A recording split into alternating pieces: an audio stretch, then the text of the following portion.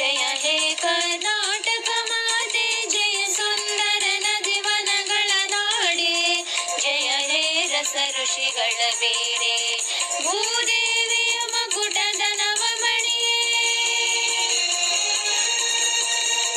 ಗಂಧದ ಚಂದದ ಹೊನ್ನಿನ ಗಣಿಯೇ, ರಾಘವ ಮಧುಸೂದನರವತರಿಸಿದ ಭಾರತ ಜನನಿಯ ತನುಜಾತೆ, ಜಯ ಹೇ ಕರ್ನಾಟಕ ಮಾತೆ. ಜನನಿಯ ಜೋಗುಳ ವೇದದ ಘೋಷ, ಜನನಿಗೆ ಜೀವವು ನಿನ್ನಾವೇಶ, ಹಸುರಿನ ಗಿರಿಗಳ ಸಾಲೆ, ನಿನ್ನಯ ಕೊರಳಿನ ಮಾಲೆ, ಕಪಿಲ ಪತಂಜಲ ಗೌತಮ ಚಿನನುತ ಭಾರತ ಜನನಿಯ ತನುಜಾತೆ, ಜಯ ಹೇ ಕರ್ನಾಟಕ ಮಾತೆ.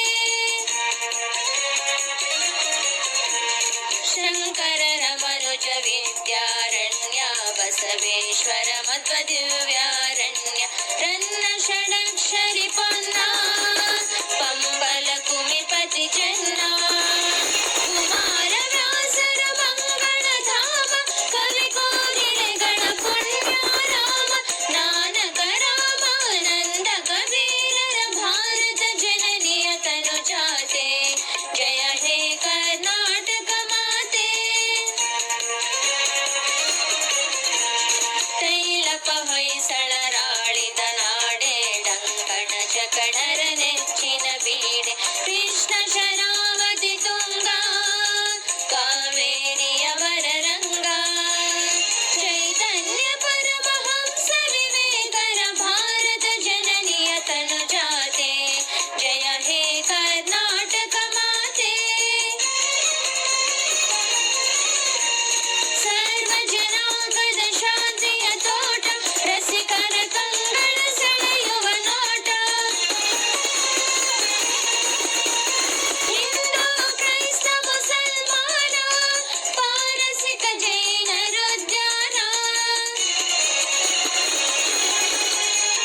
ಜನಕನ ಹೋಲುವ ದೊರೆಗಳ ಧಾಮ, ಗಾಯಕ ವೈಣಿಕರ ರಾಮ,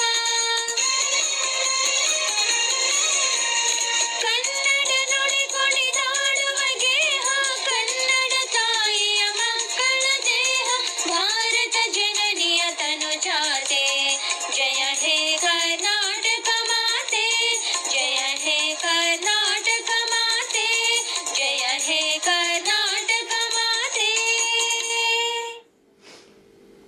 ಒಂದೇ ಒಂದೇ ಕರ್ನಾಟಕ ಒಂದೇ, ಸಿರಿಗನ್ನಡಂ ಗೆಲ್ಗೆ ಸಿರಿಗನ್ನಡಂ ಬಾಳ್ಗೆ, ಕನ್ನಡವೇ ಸತ್ಯ ಕನ್ನಡವೇ ನಿತ್ಯ. ದಾವಣಗೆರೆ ತಾಲೂಕು ಕನ್ನಡ ಸಾಹಿತ್ಯ ಪರಿಷತ್ತು 65ನೇ ಕರ್ನಾಟಕ ರಾಜ್ಯೋತ್ಸವದ ಪ್ರಯುಕ್ತ ಹಮ್ಮಿಕೊಂಡಿರುವ ಕನ್ನಡ ನುಡಿಹಬ್ಬ ಕಾರ್ಯಕ್ರಮವನ್ನು ಅಂತರ್ಜಾಲದ ಮೂಲಕ ವೀಕ್ಷಿಸುತ್ತಿರುವ ಸಮಸ್ತ ಕನ್ನಡ ಅಭಿಮಾನಿ ಬಂಧುಗಳಿಗೆ ನನ್ನ ನಮಸ್ಕಾರಗಳು. ದಾವಣಗೆರೆ ತಾಲೂಕು ಕನ್ನಡ ಸಾಹಿತ್ಯ ಪರಿಷತ್ತು ವಿಶಿಷ್ಟವಾದ ವಿನೂತನವಾದಂತಹ ಕಾರ್ಯಕ್ರಮವನ್ನು ಈ ಅಂತರ್ಜಾಲದ ಮೂಲಕ ಹಮ್ಮಿಕೊಂಡು ನವೆಂಬರ್ ತಿಂಗಳಾದ್ಯಂತ ನಿರಂತರವಾಗಿ ನಾಡಿನ ಖ್ಯಾತ ವಿದ್ವಾಂಸರು, ಕವಿಗಳು, ಲೇಖಕರು, ಸಾಹಿತಿಗಳು ಇವರ ಮೂಲಕ ವಿಭಿನ್ನವಾದಂತಹ ವಿಷಯಗಳ ಮೇಲೆ ಅರ್ಥಪೂರ್ಣ ಉಪನ್ಯಾಸವನ್ನು ಏರ್ಪಡಿಸುತ್ತಾ ಅದರಲ್ಲಿ ಶಿಕ್ಷಣ, ಸಾಹಿತ್ಯ, ಕಲೆ, ಸಂಗೀತ ಜೊತೆಗೆ ರೈತರಿಗೆ ಅನುಕೂಲವಾಗುವಂತಹ ಕೃಷಿ ವಿಷಯಗಳ ಮೇಲೂ ಉಪನ್ಯಾಸವನ್ನು ಏರ್ಪಡಿಸಿ ಆ ಮೂಲಕ ಕನ್ನಡ ನುಡಿ ಸೇವೆಯನ್ನು ನಾಡಿನ ಸಮಸ್ತ ಜನತೆಗೆ ತಲುಪಿಸುತ್ತಿರುವುದು ನಿಜಕ್ಕೂ ಅತ್ಯಂತ ಸಂತೋಷದಾಯಕ ವಿಷಯ. ಕನ್ನಡ ಸಾಹಿತ್ಯ ಪರಿಷತ್ತು ನಮ್ಮ ನಾಡಿನಲ್ಲಿ ಅತ್ಯಂತ ಒಂದು ಹೆಮ್ಮೆಯ ಗೌರವದ ಸಂಸ್ಥೆಯಾಗಿ ಸಮಸ್ತ ಕನ್ನಡಿಗರ ಹೆಮ್ಮೆಯ ಸಾಂಸ್ಕೃತಿಕ ಸಂಸ್ಥೆಯಾಗಿದೆ. ಈ ಸಂಸ್ಥೆ 1915ರಲ್ಲಿ ಆರಂಭಗೊಂಡಿದ್ದು ಇಂದಿಗೆ 105 ವರ್ಷಗಳ ಸುದೀರ್ಘ ಇತಿಹಾಸವನ್ನು ಹೊಂದಿದಂತಹ ಸಂಸ್ಥೆ. ಕನ್ನಡ ಸಾಹಿತ್ಯ ಪರಿಷತ್ತು ಕನ್ನಡ ನಾಡು, ನುಡಿ, ಜಲ, ನೆಲ ಹೀಗೆ ಅನೇಕ ವಿಚಾರಗಳ ಮೇಲೆ ತನ್ನದೇ ಆದಂತಹ ಕೈಂಕರ್ಯವನ್ನು ಮಾಡುತ್ತಾ ಬಂದಿದೆ. ಆ ನಿಟ್ಟಿನಲ್ಲಿ ದಾವಣಗೆರೆ ತಾಲೂಕು ಕನ್ನಡ ಸಾಹಿತ್ಯ ಪರಿಷತ್ತು ಕೂಡ ಕನ್ನಡ ನುಡಿ ಸೇವೆಯನ್ನು ಮಾಡುವಲ್ಲಿ ಹಲವಾರು ವಿಶಿಷ್ಟವಾದಂತಹ ವಿನೂತನವಾದಂತಹ ಕಾರ್ಯಕ್ರಮಗಳನ್ನು ಹಮ್ಮಿಕೊಂಡು ಬರುತ್ತಾ ಇದೆ. ಇಂದು ಕೋವಿಡ್ ನಂತಹ ಸಾಂಕ್ರಾಮಿಕ ರೋಗ ಜಗತ್ತಿನ ಎಲ್ಲೆಡೆ ಸಾಹಿತ್ಯಿಕ ವಲಯವನ್ನು ಬರಡಾಗಿ ಮಾಡಿದೆ. ಭಾರತೀಯರ ಜೀವನ ಇರಬಹುದು, ಕನ್ನಡಿಗರ ಬದುಕಾಗಲಿ ಇವತ್ತು ಈ ಸಾಂಕ್ರಾಮಿಕ ರೋಗಕ್ಕೆ ತುತ್ತಾಗಿದೆ. ಇಂತಹ ಸಂದರ್ಭದಲ್ಲಿ ನಮ್ಮ ನಾಡಿನ ಸಂಸ್ಕೃತಿಯನ್ನು, ನಮ್ಮ ದಾವಣಗೆರೆಯ ಸಾಹಿತ್ಯಿಕ ಸಾಂಸ್ಕೃತಿಕ ಸಂಸ್ಕೃತಿಯನ್ನು ಶ್ರೀಮಂತಗೊಳಿಸುವ ನಿಟ್ಟಿನಲ್ಲಿ ದಾವಣಗೆರೆ ತಾಲೂಕು ಕನ್ನಡ ಸಾಹಿತ್ಯ ಪರಿಷತ್ತು ಕಂಡುಕೊಂಡಿರುವುದು ಅಂತರ್ಜಾಲದ ಮೂಲಕ ಕನ್ನಡ ನುಡಿಹಬ್ಬ ಕಾರ್ಯಕ್ರಮ. ಈ ಕನ್ನಡ ನುಡಿಹಬ್ಬ ಕಾರ್ಯಕ್ರಮ ಇಂದಿಗೆ 25 ಯಶಸ್ವಿ ದಿನಗಳ ಕಾರ್ಯಕ್ರಮಗಳನ್ನು ಪೂರೈಸಿದೆ. ಇವತ್ತಿನ ಈ ಕನ್ನಡ ನುಡಿಹಬ್ಬ ಕಾರ್ಯಕ್ರಮದ ಅಧ್ಯಕ್ಷತೆಯನ್ನು ವಹಿಸಿಕೊಂಡು ಕಾರ್ಯಕ್ರಮವನ್ನು ಯಶಸ್ವಿಯಾಗಿ ನೆರವೇರಿಸಿಕೊಡ್ಬೇಕು ಅಂತೇಳಿ ನಾನು ಅವರನ್ನು ಕೇಳಿಕೊಳ್ತಾ, ದಾವಣಗೆರೆ ತಾಲೂಕು ಕನ್ನಡ ಸಾಹಿತ್ಯ ಪರಿಷತ್ತಿನ ಅಧ್ಯಕ್ಷರಾದ ಬಿ ವಾಮದೇವಪ್ಪ ಇವರನ್ನು ಅತ್ಯಂತ ಗೌರವಪೂರ್ವಕವಾಗಿ ತಮ್ಮೆಲ್ಲರ ಪರವಾಗಿ ಸ್ವಾಗತಿಸುತ್ತೇನೆ.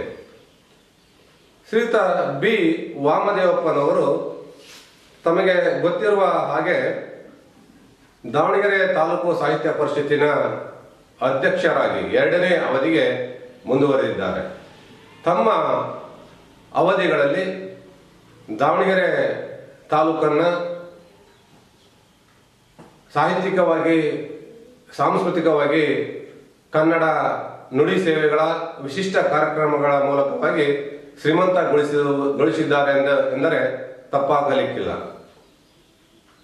ತಾಲೂಕು ಕನ್ನಡ ಸಾಹಿತ್ಯ ಸಮ್ಮೇಳನಗಳನ್ನು 2 ದಿನದ 2 ಸಮ್ಮೇಳನಗಳು, 1 ದಿನದ 2 ಸಮ್ಮೇಳನಗಳನ್ನು, ಒಟ್ಟು 4 ಸಮ್ಮೇಳನಗಳನ್ನು ಇವರ ಅವಧಿಯಲ್ಲಿ ಅತ್ಯಂತ ಅರ್ಥಪೂರ್ಣವಾಗಿ ನೆರವೇರಿಸುವುದರ ಮೂಲಕವಾಗಿ, ಜೊತೆಗೆ ಶಾಲಾ ಕಾಲೇಜು ಅಂಗಳದಲ್ಲಿ ಸಾಹಿತ್ಯೋತ್ಸವ, ದತ್ತಿ ಉಪನ್ಯಾಸಗಳು, ಸಂವಾದನಗಳು ಹೀಗೆ ವಿಭಿನ್ನ ಕಾರ್ಯಕ್ರಮಗಳ ಮೂಲಕ ನಾಡು ನುಡಿಯ ಸೇವೆಯನ್ನು ಇವರು ಮಾಡ್ತಾ ಬಂದಿರುವುದು ಶ್ಲಾಘನೀಯ. ಇವರಿಗೆ ಮತ್ತೊಮ್ಮೆ ಕನ್ನಡಿಗರ ಪರವಾಗಿ ಸ್ವಾಗತವನ್ನು ಬಯಸುತ್ತೇನೆ. ಇವತ್ತು ಉಪನ್ಯಾಸವನ್ನು ನೀಡಲಿರುವ ನಮ್ಮ ದಾವಣಗೆರೆ ಮಹಿಳಾ ಸರ್ಕಾರಿ ಪ್ರಥಮ ದರ್ಜೆ ಕಾಲೇಜಿನ ಸಹ ಪ್ರಾಧ್ಯಾಪಕರು ಆಗಿರುವ ಡಾಕ್ಟರ್ ದಾದಾಪೀರ್ ನವಿಲೇಹಳ್ ಅವರು, ಇವರು ಇವತ್ತಿನ ಕಾರ್ಯಕ್ರಮದಲ್ಲಿ ನನ್ನ ಅರಿವಿನ ಭಾಷೆಯಾಗಿ ಕನ್ನಡ ಎನ್ನುವ ವಿಷಯದ ಮೇಲೆ ತಮ್ಮ ಪ್ರೌಢ ಪ್ರಭುತ್ವವನ್ನು ನಮ್ಮೊಟ್ಟಿಗೆ ಹಂಚಿಕೊಳ್ಳಲಿದ್ದಾರೆ. ಶ್ರೀಯುತರಿಗೆ ತಾಲೂಕು ಕನ್ನಡ ಸಾಹಿತ್ಯ ಪರಿಷತ್ತಿನ ಪರವಾಗಿ ಹಾಗೂ ಎಲ್ಲ ಕನ್ನಡ ಮನಸ್ಸುಗಳ ಪರವಾಗಿ ಆಧಾರದಿಂದ ಸ್ವಾಗತಿಸುತ್ತೇನೆ. ಡಾಕ್ಟರ್ ದಾದಾಪೀರ್ ನವಿಲೇಹಳ್ ಅವರು ಚನ್ನಗಿರಿ ತಾಲೂಕಿನ ನವಿಲೇಹಳ್ ಗ್ರಾಮದಲ್ಲಿ 1964 ಜುಲೈ 2ರಂದು ಬುಡೆನ್ ಬಿ ಮತ್ತು ಸಣ್ಣ ಚಮನ್ ಸಾಬ್ ರವರ ಪುತ್ರರಾಗಿ ಜನಿಸಿದ್ದಾರೆ. ನವಿಲೇಹಳ್ ಗ್ರಾಮ ಒಂದು ವಿಭಿನ್ನ ಸಂಸ್ಕೃತಿಯುಳ್ಳಂತಹ ಒಂದು ನೆಲೆ. ಇಂಥ ನೆಲೆ ನಮ್ಮ ದಾವಣಗೆರೆ ಜಿಲ್ಲೆಗೆ ಮಹತ್ತರವಾದಂತಹ ಸಾಹಿತಿಗಳನ್ನು ಕೊಡುಗೆಯಾಗಿ ಕೊಟ್ಟಂತ ನೆಲ. ಅಂತ ನೆಲದಲ್ಲಿ ಹುಟ್ಟಿದಂತಹ ಡಾಕ್ಟರ್ ದಾದಾಪೀರ್ ಅವರೇ ಧನ್ಯರು ಅಂತ ಭಾವಿಸುತ್ತಾ, ಡಾಕ್ಟರ್ ದಾದಾಪೀರ್ ನವಿಲೇಹಳ್ ಅವರು ಪ್ರಾಥಮಿಕ ಶಿಕ್ಷಣವನ್ನು ಹುಟ್ಟೂರಲ್ಲೇ ಪಡೆದು ಪ್ರೌಢ ಶಿಕ್ಷಣ ಮತ್ತು ಪದವಿ ಶಿಕ್ಷಣವನ್ನು ತ್ಯಾವಣಿಗೆ ಸರ್ಕಾರಿ ಪದವಿ ಪೂರ್ವ ಕಾಲೇಜಿನಲ್ಲಿ ಪಡೆದುಕೊಂಡಿದ್ದಾರೆ. ಪದವಿ ಶಿಕ್ಷಣವನ್ನು ಮೈಸೂರಿನ ಮಹಾರಾಜ ಕಾಲೇಜಿನಲ್ಲೂ, ಸ್ನಾತಕೋತ್ತರ ಶಿಕ್ಷಣವನ್ನು ಕನ್ನಡ ಅಧ್ಯಯನ ಸಂಸ್ಥೆ ಮಾನಸ ಗಂಗೋತ್ರಿ ಮೈಸೂರು ಇಲ್ಲೂ ಪಡೆದುಕೊಂಡಿದ್ದಾರೆ. ಕರ್ನಾಟಕದ ಪಿಂಜಾರರು ಎನ್ನುವ ಪ್ರೌಢ ಪ್ರಬಂಧಕ್ಕೆ ಹಂಪಿ ಕನ್ನಡ ವಿಶ್ವವಿದ್ಯಾನಿಲಯ 2004ರಲ್ಲಿ ಡಾಕ್ಟರೇಟ್ ಪದವಿಯನ್ನು ನೀಡಿ ಗೌರವಿಸಿದೆ. ಹೀಗೆ ಡಾಕ್ಟರೇಟ್ ಪದವಿಯನ್ನು ಪಡೆದಂತಹ ಶ್ರೀಯುತರು ತಮ್ಮ ಲೇಖನಿಯ ಮೂಲಕ ಅರ್ಥಪೂರ್ಣವಾದಂತಹ ಮಹತ್ತರ ಕೃತಿಗಳನ್ನು ಹೊರತಂದಿದ್ದಾರೆ.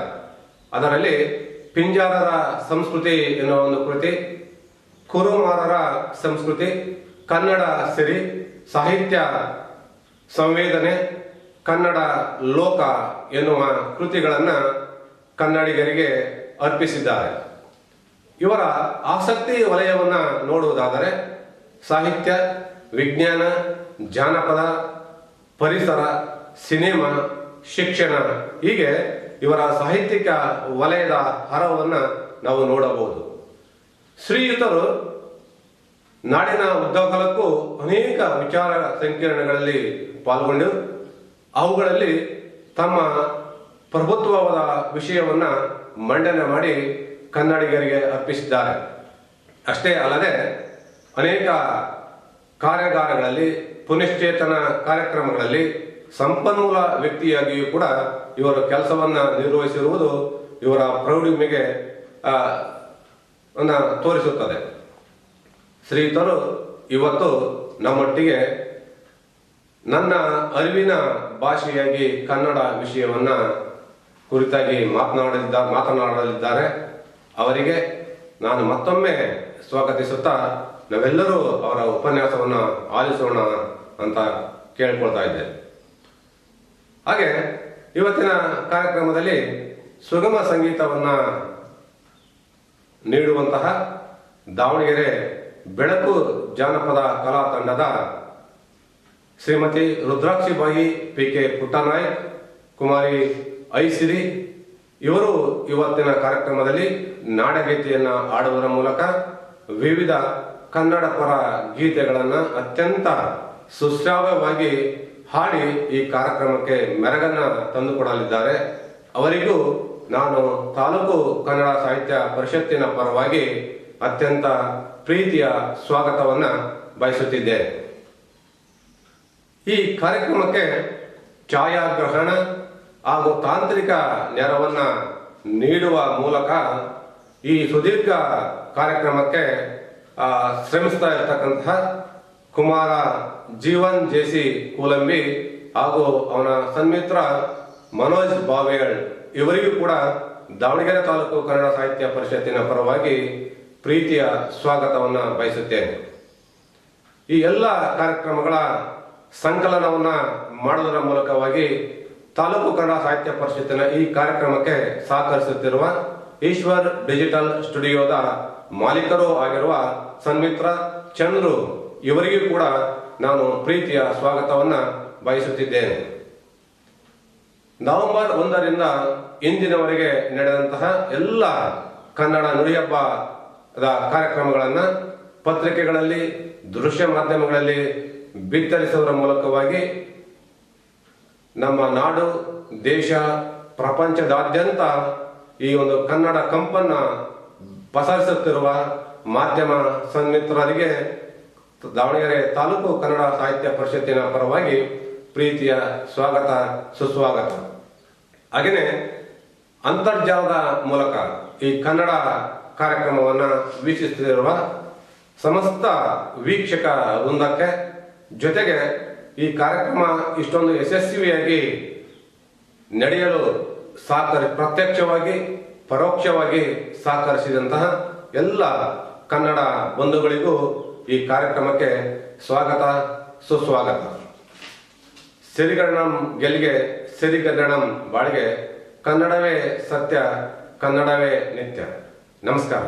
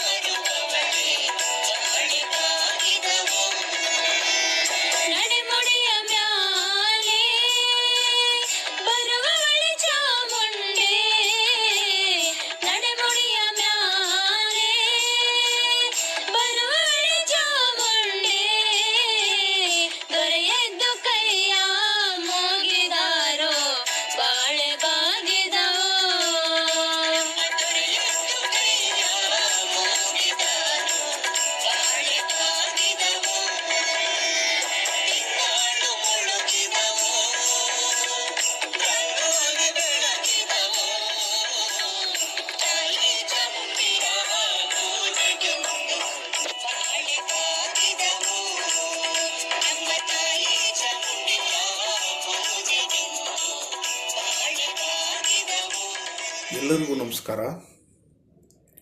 ಎಲ್ಲರಿಗೂ ಕರ್ನಾಟಕ ರಾಜ್ಯೋತ್ಸವದ ಶುಭಾಶಯಗಳು.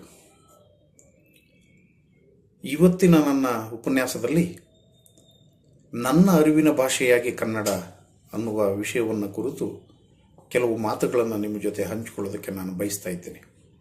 ಮೊದಲಿಗೆ ದಾವಣಗೆರೆ ತಾಲೂಕು ಕನ್ನಡ ಸಾಹಿತ್ಯ ಪರಿಷತ್ತು ಕಳೆದ 25 ದಿನದಿಂದ ನಿರಂತರವಾಗಿ ಅಂತರ್ಜಾಲದ ಮೂಲಕ ಬೇರೆ ಬೇರೆ ಸಂಪನ್ಮೂಲ ವ್ಯಕ್ತಿಗಳನ್ನು ಸಂಪರ್ಕಿಸಿ ಅವರಿಂದ ಅತ್ಯುತ್ತಮವಾದ ಚಿಂತನೆಯ ಮಾತುಗಳನ್ನು ಅಂತರ್ಜಾಲದ ಮೂಲಕ ಉಣಬಡಿಸ್ತಾ ಇರುವುದು ಕನ್ನಡದ ಬಹಳ ದೊಡ್ಡ ಕೈಂಕರ್ಯದ ಭಾಗವಾಗಿದೆ ಅಂತ ನಾನು ಭಾವಿಸಿದ್ದೇನೆ.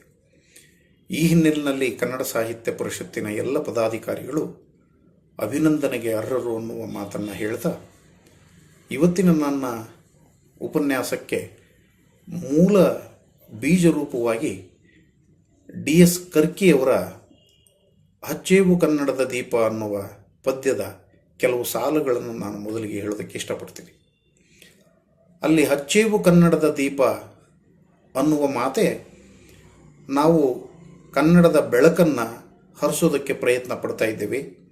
ಇವತ್ತಲ್ಲ ನಾಳೆ ಕನ್ನಡದ ಬೆಳಕನ್ನು ನಾವು ಈ ಹಣತೆಯ ಮೂಲಕ, ಈ ದೀಪದ ಮೂಲಕ ಹಚ್ಚುತ್ತೀವಿ ಅನ್ನುವಂಥ ಅಪಾರವಾದ ಆತ್ಮವಿಶ್ವಾಸ ಆ ಪದ್ಯದ ಮೊದಲನೇ ಸಾಲಿನಲ್ಲಿ ಕಾಣ್ತಾ ಇದೆ. ಮುಂದುವರೆದು ಬಹುದಿನಗಳಿಂದ ಮೈಮರೆವಿನಿಂದ ಕೂಡಿರುವ ಕಳೆಯ ಕೊಚ್ಚೇವು, ಎಲ್ಲೆಲ್ಲಿ ಕನ್ನಡದ ಕಂಪು ಸೂಸಲು ಅಲ್ಲಲ್ಲಿ ಕರ್ಣ ಚಾಚೇವು, ನರನರಗಳನ್ನೆಲ್ಲ ಹುರಿಗೊಳಿಸಿ ಹೊಸೆದು ಹಚ್ಚೇವು ಕನ್ನಡದ ದೀಪ. ಇದು ಕನ್ನಡಿಗರಿಗೆ ಬಹಳ ಮುಖ್ಯವಾಗಿ ಬೇಕಾದಂಥ ಒಂದು ಅರಿವಿನ ಸಂಕೇತವನ್ನು, ಸೂಚನೆಯನ್ನು ಕೊಡುವಂಥ ಪದ್ಯ ಇದು. ಬಹುದಿನಗಳಿಂದ ಅಂದರೆ ಶತಶತಮಾನಗಳಿಂದ ಕನ್ನಡದ ಅರಿವನ್ನು, ಅಭಿಮಾನವನ್ನು ಮೈಮರೆತು ಇಲ್ಲಿ ನೆಲೆಸಿರುವಂಥ ಕಳೆಯನ್ನು ಕೊಚ್ಚುವ ಕೆಲಸವನ್ನು ನಾವು ಮಾಡ್ತಾ ಇದ್ದೇವೆ.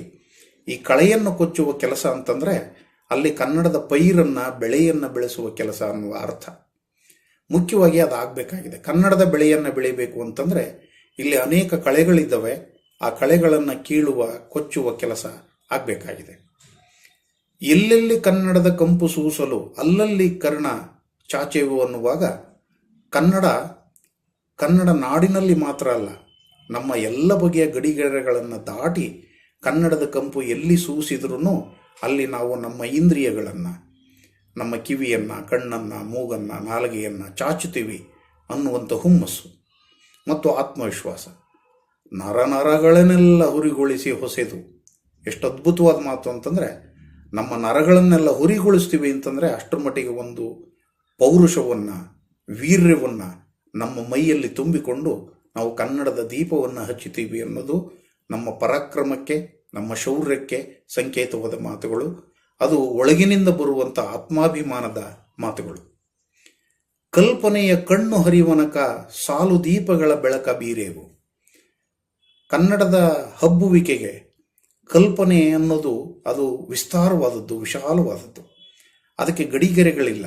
ಎಲ್ಲಿಯ ತನಕ ದಿಗಂತಗಳನ್ನು ಮೀರಿ ಅದು ಸಾಲು ದೀಪಗಳನ್ನು, ಅದರ ಬೆಳಕನ್ನು ಬೀರುವವರೆಗೆ ನಾವು ನಮ್ಮ ಕಲ್ಪನೆಯ ಕಣ್ಣನ್ನು ಹರಿಸ್ತೀವಿ. ಹಚ್ಚಿರುವ ದೀಪದಲ್ಲಿ ತಾಯರೂಪ ಅಚ್ಚಳಿಯದಂತೆ ತೋರಿಯವು. ಆ ಪ್ರತಿ ದೀಪದಲ್ಲಿ ನಾವು ಎಲ್ಲೇ ಇರಲಿ, ಹೇಗೆ ಇರಲಿ, ಯಾವುದೇ ಪ್ರದೇಶ, ಯಾವುದೇ ಗಡಿ, ಯಾವುದೇ ಸೀಮೆಯಲ್ಲಿರಲಿ, ಅಲ್ಲಿ ನಾವು ಹಚ್ಚಿರುವ ಹಣತೆಯಲ್ಲಿ ತಾಯಿರೂಪವನ್ನು ನಾವು ಅಚ್ಚಳಿಯದಂತೆ ಇರುವ ಹಾಗೆ ನೋಡ್ಕೊಳ್ತೀವಿ ಅನ್ನುವಂಥ ಒಂದು ಹಂಬಲ. ಮನೆಗಳಲ್ಲಿ, ಮನಗಳಲ್ಲಿ ಹಚ್ಚೇವು ಕನ್ನಡದ ದೀಪ. ಎಲ್ಲ ಕಡೆಯೂ ಕನ್ನಡದ ದೀಪ ಬೆಳಕನ್ನು ಮಾತ್ರ ಕೊಡಬೇಕು. ಆ ಬೆಳಕು ಯಾವಾಗಲೂ ಮನಸ್ಸನ್ನು, ಮನೆಗಳನ್ನು ಬೆಳಗಬೇಕು ಅನ್ನೋದು ಇಲ್ಲಿನ ಮುಖ್ಯವಾದ ಅರ್ಥ. ನಮ್ಮವರು ಗಳಿಸಿದ ಹೆಸರುಳಿಸಲು ಎಲ್ಲರೂ ಒಂದು ಗೂಡೆವು. ಬಹುಶಃ ಕನ್ನಡದ ಬಹಳ ದೊಡ್ಡ ಅರಿವು ಮತ್ತು ಅಸ್ಮಿತೆ ಅಂತಂದರೆ ಇದು. ನಮ್ಮ ಪರಂಪರೆ ಮತ್ತು ನಮ್ಮ ಪರಂಪರೆಯಲ್ಲಿ ಬಂದಂಥ ಎಲ್ಲ ಬಗೆಯ ಕಲಾವಿದರು, ಸಾಹಿತಿಗಳು, ಕವಿಗಳು, ಚಿಂತಕರು, ದಾರ್ಶನಿಕರು, ಹೋರಾಟಗಾರರು ಎಲ್ಲರೂ ಅವರು ಗಳಿಸಿದ ಹೆಸರನ್ನು ಉಳಿಸೋದಕ್ಕೆ ನಾವು ಒಂದುಗೂಡ್ತೀವಿ ಅನ್ನುವಂಥ ಮುಖ್ಯವಾದ ಹಂಬಲ ಇಲ್ಲಿದೆ. ಕರುಳೆಂಬ ಕುಡಿಗೆ ಮಿಂಚನ್ನೇ ಉಣಿಸಿ ಹಚ್ಚೇವು ಕನ್ನಡದ ದೀಪ. ಇದು ಇವತ್ತಿನ ಅಗತ್ಯ. ಇವತ್ತು ಕನ್ನಡ ಅನೇಕ ಬಗೆಯ ಆತಂಕಗಳ ನಡುವೆ ಹೆಚ್ಚು ಕ್ರಿಯಾಶೀಲವಾಗಿರುವ ಭಾಷೆ. ಯಾವುದೇ ಭಾಷೆ, ಯಾವುದೇ ಸಂಸ್ಕೃತಿ, ಯಾವುದೇ ರಾಜ್ಯ ಮತ್ತು ದೇಶ ಆತಂಕಗಳ ನಡುವೆಯೇ ಹೆಚ್ಚು ಕ್ರಿಯಾಶೀಲವಾಗಿರೋದು ಸಾಧ್ಯ ಅನ್ನೋದು ನಮ್ಮಂಥ ಬಹುಸಂಸ್ಕೃತಿಯ ನಾಡಿನಲ್ಲಿ ಮತ್ತೆ ಮತ್ತೆ ಮತ್ತೆ ಮತ್ತೆ ನಮಗೆ ಅನುಭವಕ್ಕೆ ಬಂದಿದೆ. ಹಾಗಾಗಿ ಒಂದು ಭಾಷೆಯ ಮೂಲಕ ನಾವು ಸಾಮಾಜಿಕವಾದ, ರಾಜಕೀಯವಾದ, ಧಾರ್ಮಿಕವಾದ ಒಂದು ತಾತ್ವಿಕವಾದ ವಿವೇಕವನ್ನು ಹೊಂದುವುದು ಇದೆಯಲ್ಲ, ಅದು ಅರಿವು ಅಂತ ನಾವು ಭಾವಿಸಬೇಕು. ಅಭಿಮಾನ ಹೊಂದುವುದು ಸುಲಭ, ಉತ್ಸಾಹದ ಮಾತುಗಳನ್ನು ಆಡುವುದು ಸುಲಭ. ಪ್ರತಿ ನವೆಂಬರ್ ಬಂದಾಗಲೆಲ್ಲ ನಾವು ಅನೇಕ ಬಗೆಯ ಕನ್ನಡ ಪರ ಸಂಘಟನೆಗಳು ಮತ್ತು ಕರ್ನಾಟಕದಲ್ಲಿ, ಅದು ಬೇರೆ ಬೇರೆ ದೇಶಗಳನ್ನು ಒಳಗೊಂಡು ಎಲ್ಲೆಲ್ಲಿ ಕನ್ನಡದ ಜನ ಇದ್ದಾರೆ ಅವರೆಲ್ಲ ತುಂಬ ಅಭಿಮಾನದಿಂದ ಮಾತಾಡ್ತಾ ಇದ್ದಾರೆ. ಅನೇಕ ಸಲ ಆತಂಕದ ಮಾತುಗಳನ್ನು ಆಡ್ತಾರೆ. ಇಂಗ್ಲೀಷು ಅಥವಾ ಹಿಂದಿಯೋ, ಮರಾಠಿಯೋ, ತೆಲುಗು, ತಮಿಳು, ಇನ್ನೊಂದು ಭಾಷೆಯೋ, ಹೀಗೆ ಇಂಥ ಭಾಷೆಗಳಿಂದ ನಮಗೆ ಬಹಳ ದೊಡ್ಡ ಅಡ್ಡಿ ಇದೆ, ಆತಂಕ ಇದೆ, ಸವಾಲುಗಳಿದ್ದಾವೆ ಅನ್ನುವ ಮಾತುಗಳನ್ನು ನಾವು ಕೇಳಿಸ್ಕೊಳ್ತಾ ಇದ್ದೇವೆ.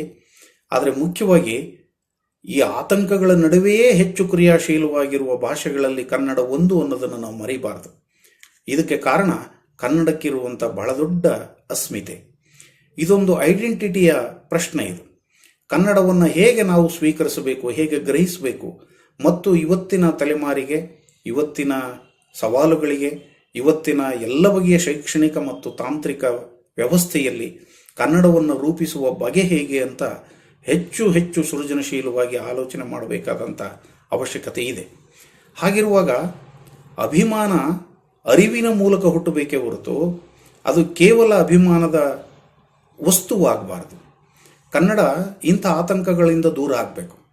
ನಾನು ಕನ್ನಡದ ಒಂದು ಭಾವಗೀತೆಯನ್ನು ಹಾಡೋದರಿಂದಾಗಲಿ, ಅಥವಾ ಕನ್ನಡದ ಬಾವುಟವನ್ನು ಹಾರಿಸೋದರಿಂದಾಗಲಿ, ಅಥವಾ ಕನ್ನಡ ವಿರೋಧಿಗಳಿಗೆ ಮಸಿ ಬಳಿಯೋದರಿಂದಾಗಲಿ ನಾನು ಕನ್ನಡವನ್ನು ಕಾಪಾಡ್ತೀನಿ ಅನ್ನೋದು ಅರ್ಧ ಸತ್ಯ ಮಾತ್ರ. ಅದು ಆದರೆ ಕನ್ನಡದ ರಕ್ಷಣೆ ಇದೆಯಲ್ಲ, ವಾಸ್ತವವಾಗಿ ಅದನ್ನು ಸೃಜನಶೀಲವಾಗಿ ಬಳಸೋದರ ಮೂಲಕ ಆ ಕನ್ನಡವನ್ನು ನಾವು ಕಾಪಾಡಬೇಕಾಗಿದೆ.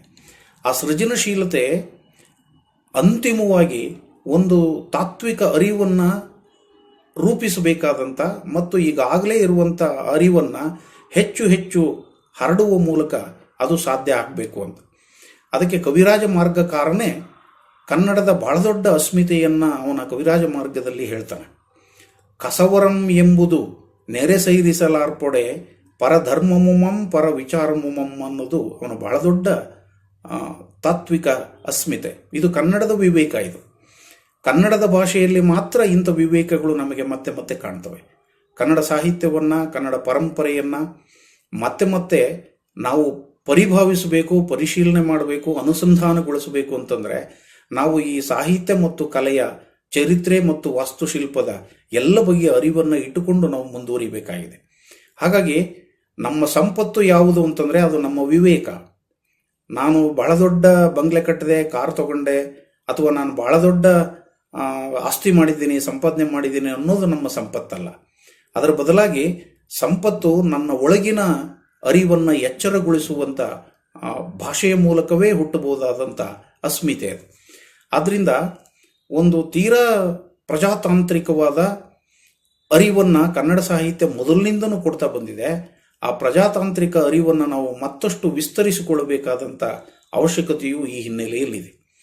ಈ ಅರಿವು ಮುಖ್ಯವಾಗಿ ನೆರೆ ಸೈರಿಸಲಾರ್ಪಡೆ ಪರಧರ್ಮಮುಮಂ ಪರ ವಿಚಾರಮುಂ ಅನ್ನುವಾಗ ಅದು ಯಾವ ಹಂತಕ್ಕೆ ಹೋಗಿ ತಲುಪ್ತದೆ ಅಂತಂದರೆ, ಮನುಷ್ಯನ ಜೀವನ ಅಂತಿಮವಾಗಿ ನಾವು ಎಲ್ಲರೂ ಈ ಮಣ್ಣಿಗೆ ಮರಳಬೇಕಾದಂಥ ಒಂದು ಅನಿವಾರ್ಯ ಸ್ಥಿತಿಯನ್ನು ಇವತ್ತಲ್ಲ ನಾಳೆ ಕಾಣಬೇಕಾದವರೇ. ಆದ್ದರಿಂದ ಆ ತಾತ್ವಿಕ ವಿವೇಕ ಅನ್ನೋದು ಮನುಷ್ಯನ ಜೀವನದ ಅತ್ಯಂತಿಕ ಫಲಗಳನ್ನು ಅನುಭವಿಸ್ತಾ, ಆ ಫಲಗಳನ್ನೇ ನಿರೀಕ್ಷಿಸ್ತಾ ಮತ್ತು ಅಂಥವು ಮುಂದಿನ ಪೀಳಿಗೆಗೂ ಕೂಡ ಬೇಕಾದಂಥ ಸ್ಥಿತಿಯಲ್ಲಿ ನಾವು ಒಂದು ಭಾಷೆಯ ಅಸ್ಮಿತೆಯನ್ನು ಕಂಡುಕೊಳ್ಬೇಕಾಗಿದೆ. ಅದಕ್ಕೆ ಪಂಪ ಬಹಳ ಅದ್ಭುತವಾದ 2 ಕೃತಿಗಳನ್ನು ಕೊಟ್ಟಾಗಲೂ ಎರಡೂ ಕೃತಿಗಳಲ್ಲಿ ಆತನಿಗೆ ಮುಖ್ಯವಾದದ್ದು ಯಾವುದು ಅಂತಂದರೆ ಇಂಥದ್ದೊಂದು ತಾತ್ವಿಕವಾದ ಧಾರ್ಮಿಕ ವಿಚಾರಗಳು. ಭರತ ಮತ್ತು ಬಾಹುಬಲಿಯ ಕಥೆ ಎಲ್ಲರಿಗೂ ಗೊತ್ತು. ಆತನ ಆದಿಪುರಾಣದಲ್ಲಿ ಬರುವ ಒಂದು ಸಣ್ಣ ಕಥೆ ಅದು. ಧರ್ಮಗಳು ನಮ್ಮ ಎಲ್ಲ ಬಗೆಯ ಮನುಷ್ಯರ ಜೀವನದ ಬಹಳ ದೊಡ್ಡ ವಿಶ್ವಾಸವನ್ನು ತುಂಬುವ ಮತ್ತು ಜೀವನ ಪ್ರೀತಿಯನ್ನು ತುಂಬುವ ಸಂಕೇತಗಳಾಗಬೇಕು. ಈ ನೆಲಕ್ಕೆ ಬಹಳ ದೊಡ್ಡ ಚರಿತ್ರೆ ಇದೆ. ನಾವು ಇಡುವ ಪ್ರತಿಯೊಂದು ಹೆಜ್ಜೆಯ ಕೆಳಗೂ ಒಬ್ಬೊಬ್ಬನ ಸಮಾಧಿ ಇದೆ ಅನ್ನುವ ಅರಿವನ್ನು ನಾವು ಪಡ್ಕೊಳ್ಬೇಕು. ಹೀಗೆ ಪಡ್ಕೊಳ್ಳದೆ ಹೋದರೆ ಒಂದು ಭಾಷೆಯಿಂದ ನಾನು ಏನನ್ನು ಕಲಿತೆ, ಅಂತಿಮವಾಗಿ ಏನನ್ನೂ ಕಲೀಲಿಲ್ಲ. ಆದ್ದರಿಂದ ಇದು ನಾನು ಜೀವಿಸುವವರೆಗೆ ನಮಗೆ ಬೇಕಾದ ಭಾಷೆ ನನ್ನನ್ನು ಹೇಗೆ ರೂಪಿಸಿದೆ, ನನಗೆ ಹೇಗೆ ಅರಿವನ್ನು ಕೊಟ್ಟಿದೆ ಅನ್ನುವುದೇ ನಮಗೆ ಮುಖ್ಯ ಆಗಬೇಕು. ಭರತ ಬಾಹುಬಲಿಯನ್ನು ಗೆಲ್ಲಕ್ಕಾಗೋದಿಲ್ಲ. ಗೆಲ್ಲಕ್ಕಾಗದೇ ಇದ್ದಾಗಲೂ ಅವನ ಅಹಂಕಾರದಿಂದ ವಿಮುಖನಾಗೋದಿಲ್ಲ. ಆದರೆ ಗೆದ್ದ ಬಾಹುಬಲಿಗೆ ಅಂಥದ್ದೊಂದು ಅರಿವು ಸಾಧ್ಯ ಆಗುತ್ತೆ. ಅವನು ಭರತನನ್ನ ಕುರಿತು ಮಾತಾಡ್ತಾನೆ. ನೆಲಸುಗೆ ನಿನ್ನ ವಕ್ಷದೊಳೆ ನಿಶ್ಚಲಂ ಈ ಬಟಖಡ್ಗ ಮಂಡಲೋತ್ಪಲವನ ವಿಭ್ರಮ ಭ್ರಮರಿಯಪ್ಪ ರಾಜ್ಯಲಕ್ಷ್ಮಿ ನೀನೊಲಿದ ಲತಾಂಗಿಗಂ ಧರೆಗಂ ಆ ನಾಟಿಸಿದಂದು ನೆಗಳ್ತೆ ಮಾಸದೆ. ಈ ಮಾತುಗಳನ್ನು ಅರ್ಥ ಮಾಡ್ಕೊಳ್ಬೇಕು. ಎಲ್ಲವನ್ನೂ ಇಡೀ ಪ್ರಪಂಚವನ್ನ ದೇಶವನ್ನ ಗೆದ್ದಂಥ ಬಾಹುಬಲಿ ತನ್ನ ಅಣ್ಣನಿಗೆ ಮಾತು ಕೊಡ್ತಾನೆ, ಈ ರಾಜ್ಯಲಕ್ಷ್ಮಿ ಇದಳಲ್ಲ, ಇವಳು ನಿನ್ನಲ್ಲಿ ನೆಲೆಸಲಿ. ವಾಸ್ತವವಾಗಿ ನೆಲೆಸಲಿ ಅಂತ ಹೇಳ್ತಾ ಇದ್ದಾನ ಅವನು, ಆದರೆ ಅದು ನಿನ್ನಲ್ಲಿಯೂ ನೆಲೆಸೋದಿಲ್ಲ ಅನ್ನುವಂಥ ಸೂಕ್ಷ್ಮ ಅರ್ಥ ಅದರೊಳಗಡೆ ಇದೆ. ಕಾವ್ಯವನ್ನು ಓದುವ, ಕಾವ್ಯವನ್ನು ಬಹಳ ಅದಮ್ಯವಾಗಿ ಪ್ರೀತಿಸುವ ಎಲ್ರಿಗೂ ಈ ಮಾತುಗಳು ಅರ್ಥ ಆಗ್ತವೆ. ನೆಲಸುಗೆ ನಿನ್ನ ವಕ್ಷದೊಳೆ ನಿಶ್ಚಲಂ ಈ ಬಟಖಡ್ಗ ಮಂಡಲೋತ್ಪಲವನ ವಿಭ್ರಮ ಭ್ರಮರಿಯಪ್ಪ ರಾಜ್ಯಲಕ್ಷ್ಮಿ. ಈ ರಾಜ್ಯಲಕ್ಷ್ಮಿ ನಿನ್ನಲ್ಲಿ ನೆಲೆಸಲಿ ಅಂತ ಹೇಳುವಾಗ ಅದು ನಿನ್ನಲ್ಲಿಯೂ ನೆಲೆಸೋದಿಲ್ಲ, ಅದು ಯಾರಿಗೂ ಶಾಶ್ವತ ಅಲ್ಲ, ಎಂದಿಗೂ ಅದು ಚಂಚಲೆಯೇ ಅನ್ನುವಂಥ ಶಾಶ್ವತವಾದ ತಾತ್ವಿಕ ವಿವೇಕವನ್ನು ಅವನು ಕೊಡ್ತಾನೆ. ಮತ್ತು ಇದರ ಹಿಂದೆ ವ್ಯಕ್ತಿ ಪಡಿಬೇಕಾದಂಥ ಒಂದು ನೈತಿಕ ಎತ್ತರದ ಅರಿವು, ಇದೇ ಅರಿವು ನನಗೆ ಬಹಳ ಮುಖ್ಯ. ನೀನೊಲಿದ ಲತಾಂಗಿಗಂ ಧರೆಗಂ ಆನ್ ಆಟಿಸಿದಂದು ನೆಗಳ್ತೆ ಮಾಸದೆ. ಅಣ್ಣ, ಇದು ನೀನು ಒಲಿದಿರುವಂಥ ಲತಾಂಗಿ, ನಿನಗೆ ಒಲಿದಿರುವಂಥ ಭೂಮಿ ಇದು. ಇದಕ್ಕೆ ನಾನು ಬಯಸಬಾರದು. ಇದು ನನ್ನ ನೀತಿ ಅಲ್ಲ, ಇದು ನನ್ನ ಬೌದ್ಧಿಕ ಎತ್ತರ ಅಲ್ಲ. ಆದ್ದರಿಂದ ಇದು ನಿನ್ನ ಹತ್ರನೇ ಇರಲಪ್ಪ, ನೀನೇ ಇಟ್ಟುಕೋ, ಇದನ್ನು ನಾನು ಹೊರಡ್ತೀನಿ ಅಂತ ಅವನು ತಪಸ್ಸಿಗೆ ಹೊರಡ್ತಾನೆ.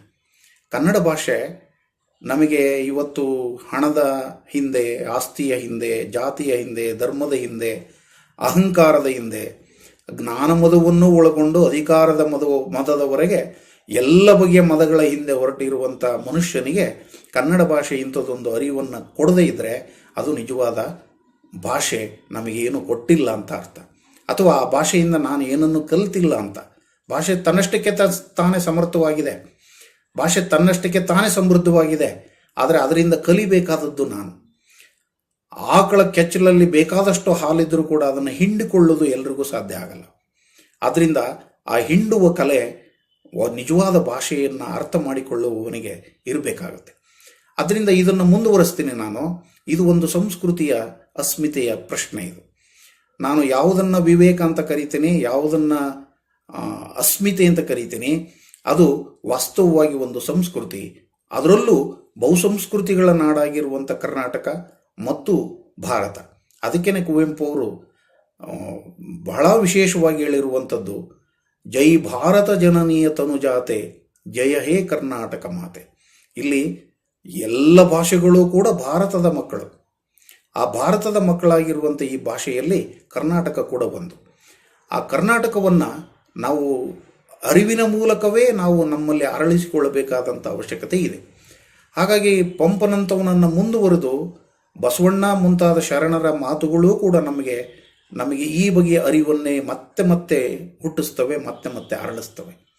ಬಸವಣ್ಣನವರ ಬಗ್ಗೆ ಸಾಕಷ್ಟು ಮಾತಾಡ್ಬೋದಾದರೂ ಕೂಡ ಕನ್ನಡದ ಅರಿವನ್ನು ಒಂದು ಸಮುದಾಯ, ಒಂದು ಚಳುವಳಿ, ಶರಣ ಸಮುದಾಯ ಅಥವಾ ಒಂದು ಚಳುವಳಿ ಹೇಗೆ ನಮ್ಮಲ್ಲಿ ಬೇರೆ ಬೇರೆ ರೂಪಗಳಲ್ಲಿ ಬಿಟ್ಟು ಹೋಗಿದೆ ಅನ್ನೋದನ್ನು ಅರ್ಥ ಮಾಡ್ಕೊಳ್ಬೇಕು.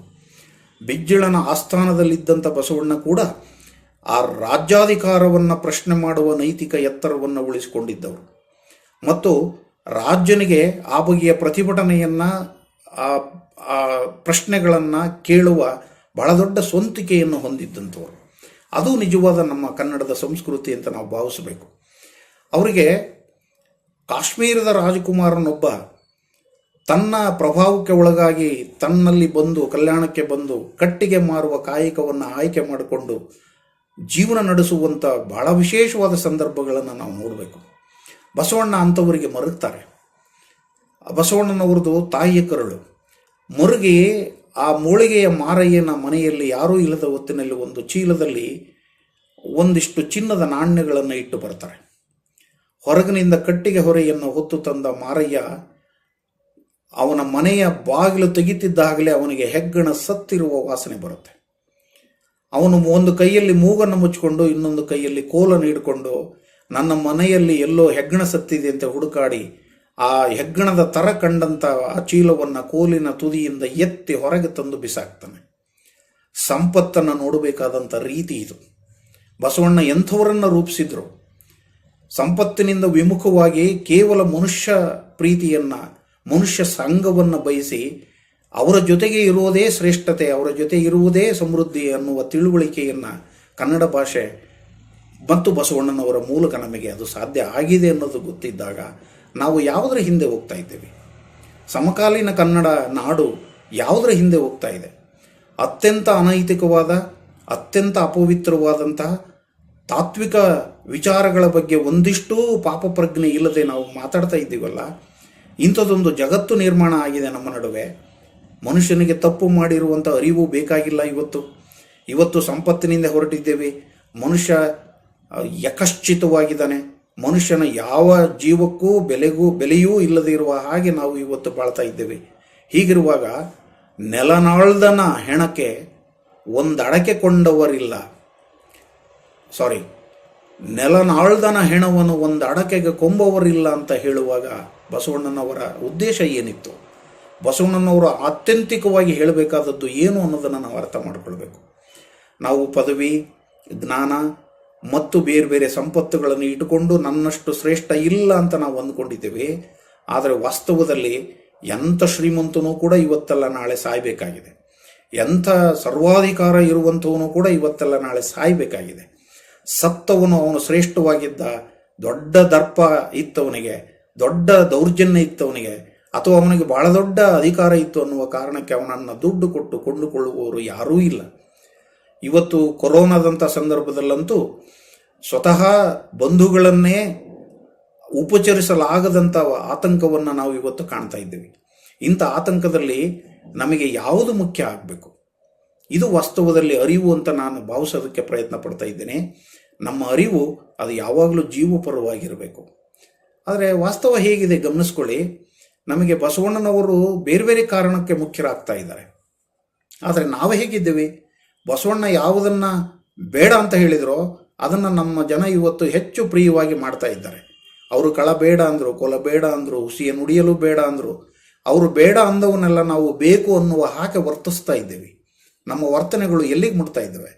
ಬಸವಣ್ಣನವರು ಕೇವಲ ಫೋಟೋಗಷ್ಟೇ ಸೀಮಿತರಾಗಿ, ನಮ್ಮ ಪೂಜೆಗೆ, ನಮ್ಮ ಆರಾಧನೆಗೆ ಅಷ್ಟೇ ಸೀಮಿತರಾಗಿ ಅವರ ತತ್ವಗಳು, ಅವರ ಸಿದ್ಧಾಂತಗಳು, ಅವರ ಬದುಕಿನ ರೀತಿ, ಅವರ ಸತ್ಯ, ಅವರ ಪ್ರಾಮಾಣಿಕತೆ, ಅವರ ನಿಷ್ಠುರತೆ ಇವ್ಯಾವೂ ನಮಗೆ ಇವತ್ತು ಮೌಲ್ಯಗಳಾಗಿ ಬೇಡವಾ ಅನ್ನುವಂಥ ಪ್ರಶ್ನೆಗಳನ್ನು ನಾವು ಹಾಕ್ಕೊಳ್ಬೇಕಾಗಿದೆ. ಆ ಪ್ರಶ್ನೆಗಳನ್ನು ಹಾಕ್ಕೊಂಡಾಗ ಮಾತ್ರ ನಾವು ಬಸವಣ್ಣನವರನ್ನು ಇಷ್ಟಪಡೋದಕ್ಕೆ ಸಾಧ್ಯ ಆಗ್ತದೆ. ಇವತ್ತು ವಾಸ್ತವ ಇವ ನಮ್ಮವ ಅನ್ನೋದರಲ್ಲಿ ಹೆಚ್ಚು ಹೆಮ್ಮೆ ಪಡಬೇಕಾಗಿತ್ತು. ಆದರೆ ವಾಸ್ತವ ಹಾಗಿಲ್ಲ.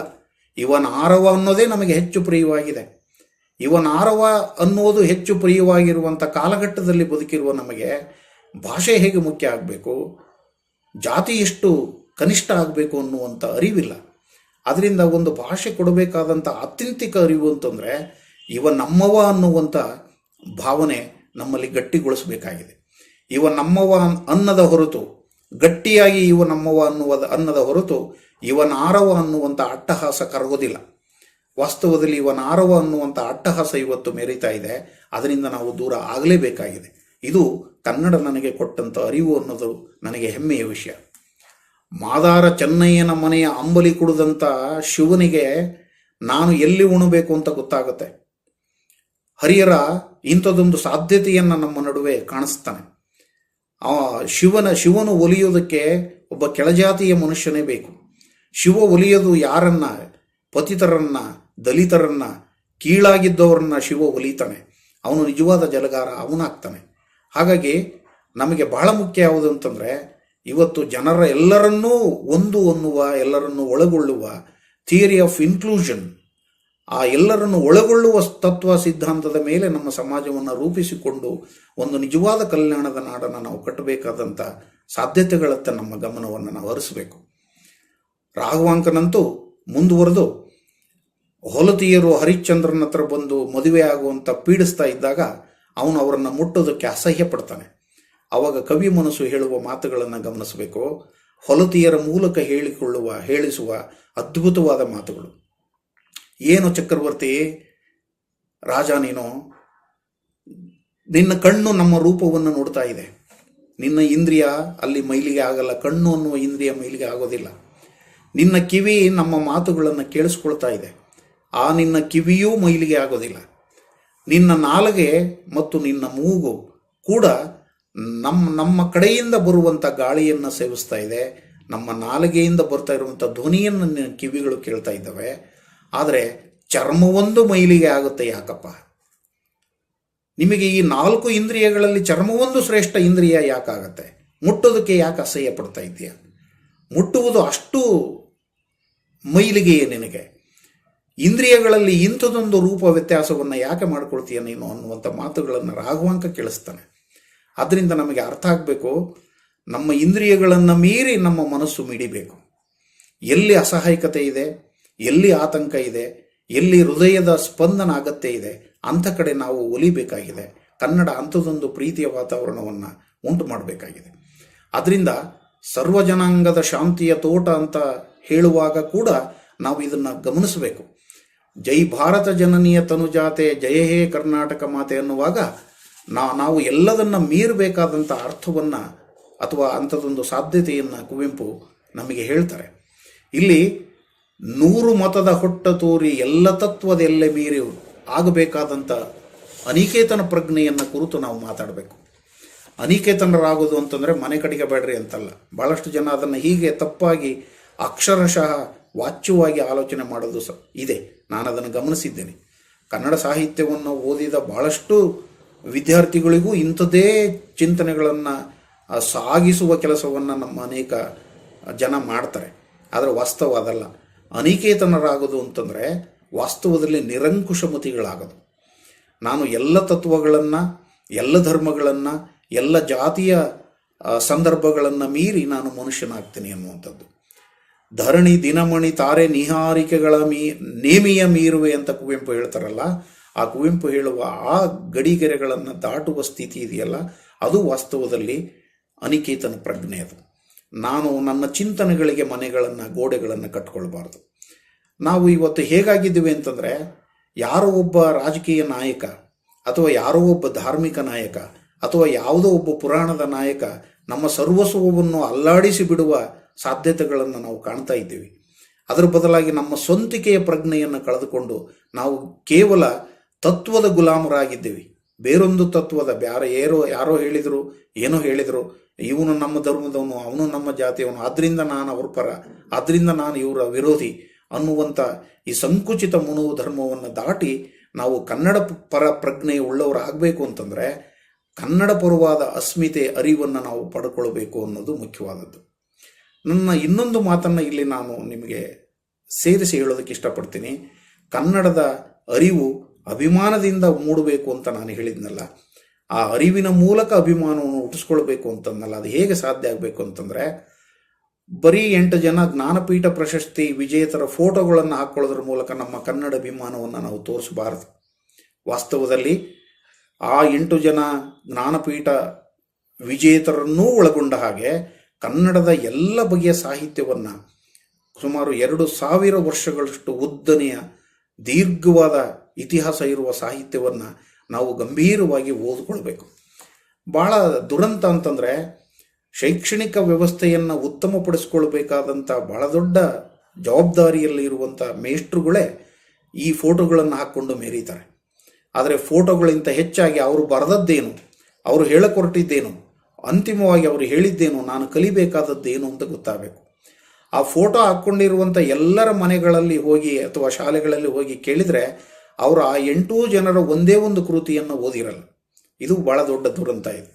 ಅದಕ್ಕೆ ನನಗೆ ಕವಿರಾಜ ಮಾರ್ಗಕಾರನಿಂದ ಹಿಡಿದು ಒಡ್ಡಾರಾಧನೆಯ ಶಿವಕೋಟ್ಯಾಚಾರ್ಯನಿಂದ ಹಿಡಿದು ಪಂಪ, ರನ್ನ, ಪೊನ್ನ, ಎಲ್ಲ ಶರಣರು, ನಾಗವರ್ಮ, ಆಂಡಯ್ಯನಿಂದ ಹಿಡಿದು ಕುಮಾರವ್ಯಾಸ, ರತ್ನಾಕರ ವರ್ಣಿ, ಹೀಗೆ ಎಲ್ಲರೂ ಕೂಡ ನಮಗೆ ನಮ್ಮ ಒಳಗಡೆ ಅವರು ಅರಳಬೇಕು ಅಂತಂದರೆ ಅವರ ಕೃತಿಗಳನ್ನು ನಾವು ಓದ್ಕೊಳ್ಬೇಕು.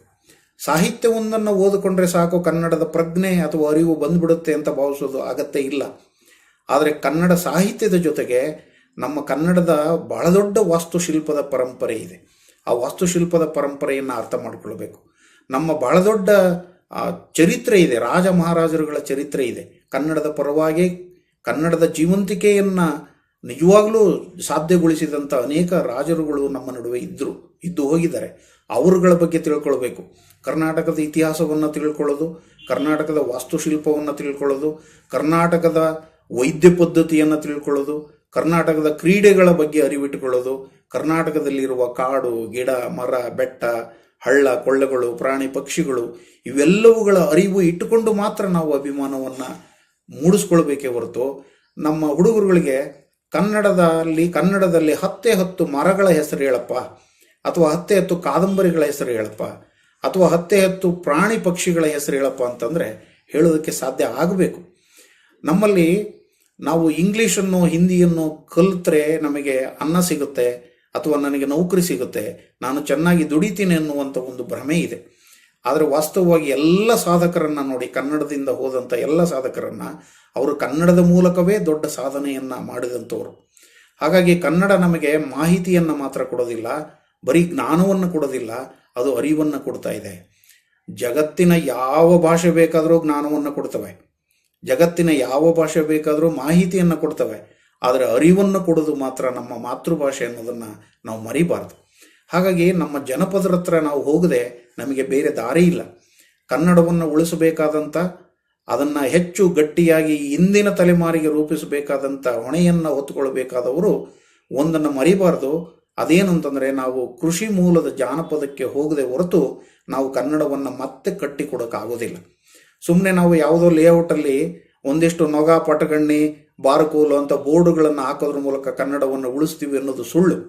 ಹಾಗಾಗಿ ಅದರ ಬದಲಾಗಿ ನಾವು ಕೃಷಿಗೆ ಮತ್ತೆ ಮರಳಬೇಕು. ಇವತ್ತು ಕೃಷಿ, ಅದರಲ್ಲೂ ಭಾರತದಂಥ ದೇಶದಲ್ಲಿ ಕೃಷಿಯೇ ಹೆಚ್ಚು ಜೀವಂತವಾಗಿರುವಂಥ ದೇಶದಲ್ಲಿ ಕೃಷಿ ತುಂಬ ನೇಪಥ್ಯಕ್ಕೆ ಒಳಗಾಗ್ತಾ ಇರುವಂಥ ದುರಂತವನ್ನು ನಾವು ಕಾಣ್ತಾ ಇದ್ದೇವೆ. ಇವತ್ತು ನಾವು ಹಳ್ಳಿಯಲ್ಲಿ ಮನೆಗಳಲ್ಲಿ ಶ್ರಮವನ್ನು ಮರೆತು ನಾವು ಕೇವಲ ಸುಖಕ್ಕೆ ಆಸೆಪಟ್ಟು ನಗರಗಳನ್ನು ಸೇರ್ಕೊಳ್ತಾ ಇದ್ದೇವೆ. ಇವತ್ತು ನಾವು ಗೋವನ್ನು ಪೂಜೆ ಮಾಡುವವರು ಅಂತ ನಾವು ಹೇಳ್ಕೊಳ್ತಾ ಇದ್ದೇವೆ. ಯಾರೋ ಒಬ್ಬ ದೊಡ್ಡ ಬಂಗಲೆಯನ್ನು ಕಟ್ಟಿ ಆ ಬಂಗಲೆಗೆ ಯಾರೋ ಸಾಕಿದ ಹಸುವನ್ನು ತಂದು ಆ ಹಸುವನ್ನು ಪ್ರವೇಶ ಮಾಡಿಸಿ ನಾನು ಭಾಳ ದೊಡ್ಡ ಸಾಧನೆ ಮಾಡಿದೆ ಅಂತ ಹೇಳಿ ಕಳಿಸುವವರನ್ನ ನಾವು ನೋಡಿದ್ದೇವೆ. ಆದರೆ ಆ ಮನೆಯಲ್ಲಿ ಆಮೇಲೆ ಸಾಕೋದು ನಾಯಿಯನ್ನು, ಗೋವನ್ನಲ್ಲ. ಇವತ್ತು ಗೋವನ್ನು ಪೂಜೆ ಮಾಡುವವರು ಕೂಡ ಇದನ್ನು ಅರ್ಥ ಮಾಡ್ಕೊಳ್ಬೇಕು. ಗೋವನ್ನು ಪೂಜೆ ಮಾಡುವವರು ತಮ್ಮ ಮನೆಗಳಲ್ಲಿ ಮೊದಲು ಗೋವನ್ನು ಸಾಕೋದನ್ನು ಕಲಿಬೇಕು. ಅದರ ಬದಲು ಯಾರೋ ಸಾಕಿದ ಹಸುವನ್ನು ತಂದು ಪೂಜೆ ಮಾಡಿ ವಾಪಸ್ ಕಳಿಸಿ ಅದರ ಜಾಗದಲ್ಲಿ ನಾಯಿಯನ್ನು ಸಾಕಿ ನನ್ನ ಪ್ರತಿಷ್ಠೆಯನ್ನು ಮೆರಿಬೇಕು ಅನ್ನೋದು ಅದು ಕನ್ನಡದ ಸಂಸ್ಕೃತಿ ಅಲ್ಲ. ಕನ್ನಡದ ಸಂಸ್ಕೃತಿ ನಮಗೆ ನಮ್ಮ ನಿಜದ ಬೇರುಗಳನ್ನು ಉಳಿಸಿಕೊಳ್ಳೋದಕ್ಕೆ ಸಾಧ್ಯ ಆಗಬೇಕು. ಹಾಗಾಗಿ ಕೃಷಿಯತ್ತ ನಾವೆಲ್ಲ ಮರಳಬೇಕು ಅಂತ ಯಾಕೆ ಹೇಳ್ತಾ ಇದ್ದೇವೆ ಅಂತಂದರೆ, ನಮ್ಮ ನಿಜವಾದ ಕನ್ನಡದ ಬೇರುಗಳು ಅಲ್ಲಿದ್ದವು, ಕೃಷಿಯಲ್ಲಿದ್ದಾವೆ. ಅದು ಬೆದ್ಲು ಬೇಸಾಯ ಇರ್ಬೋದು, ನೀರಾವರಿ ಬೇಸಾಯ ಇರ್ಬೋದು, ಎಂಥದ್ದೇ ಬೇಸಾಯ ಇರ್ಬೋದು.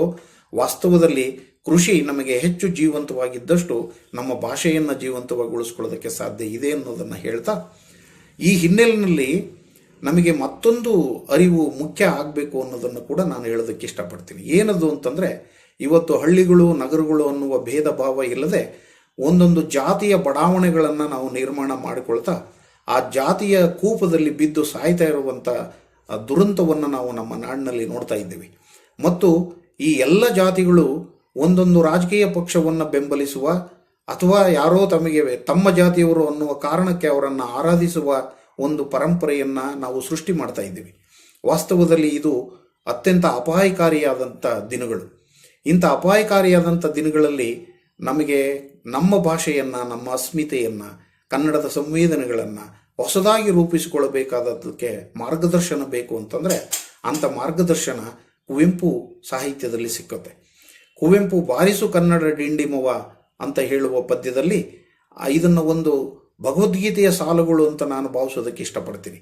ಕನ್ನಡದಲ್ಲಿ ಭಗವದ್ಗೀತೆ, ಮಂಕುತಿಮ್ಮನ ಕಗ್ಗವನ್ನು ಭಗವದ್ಗೀತೆ ಅಂತ ಕರೆಯೋರು ಇದ್ದಾರೆ, ತಪ್ಪಿಲ್ಲ.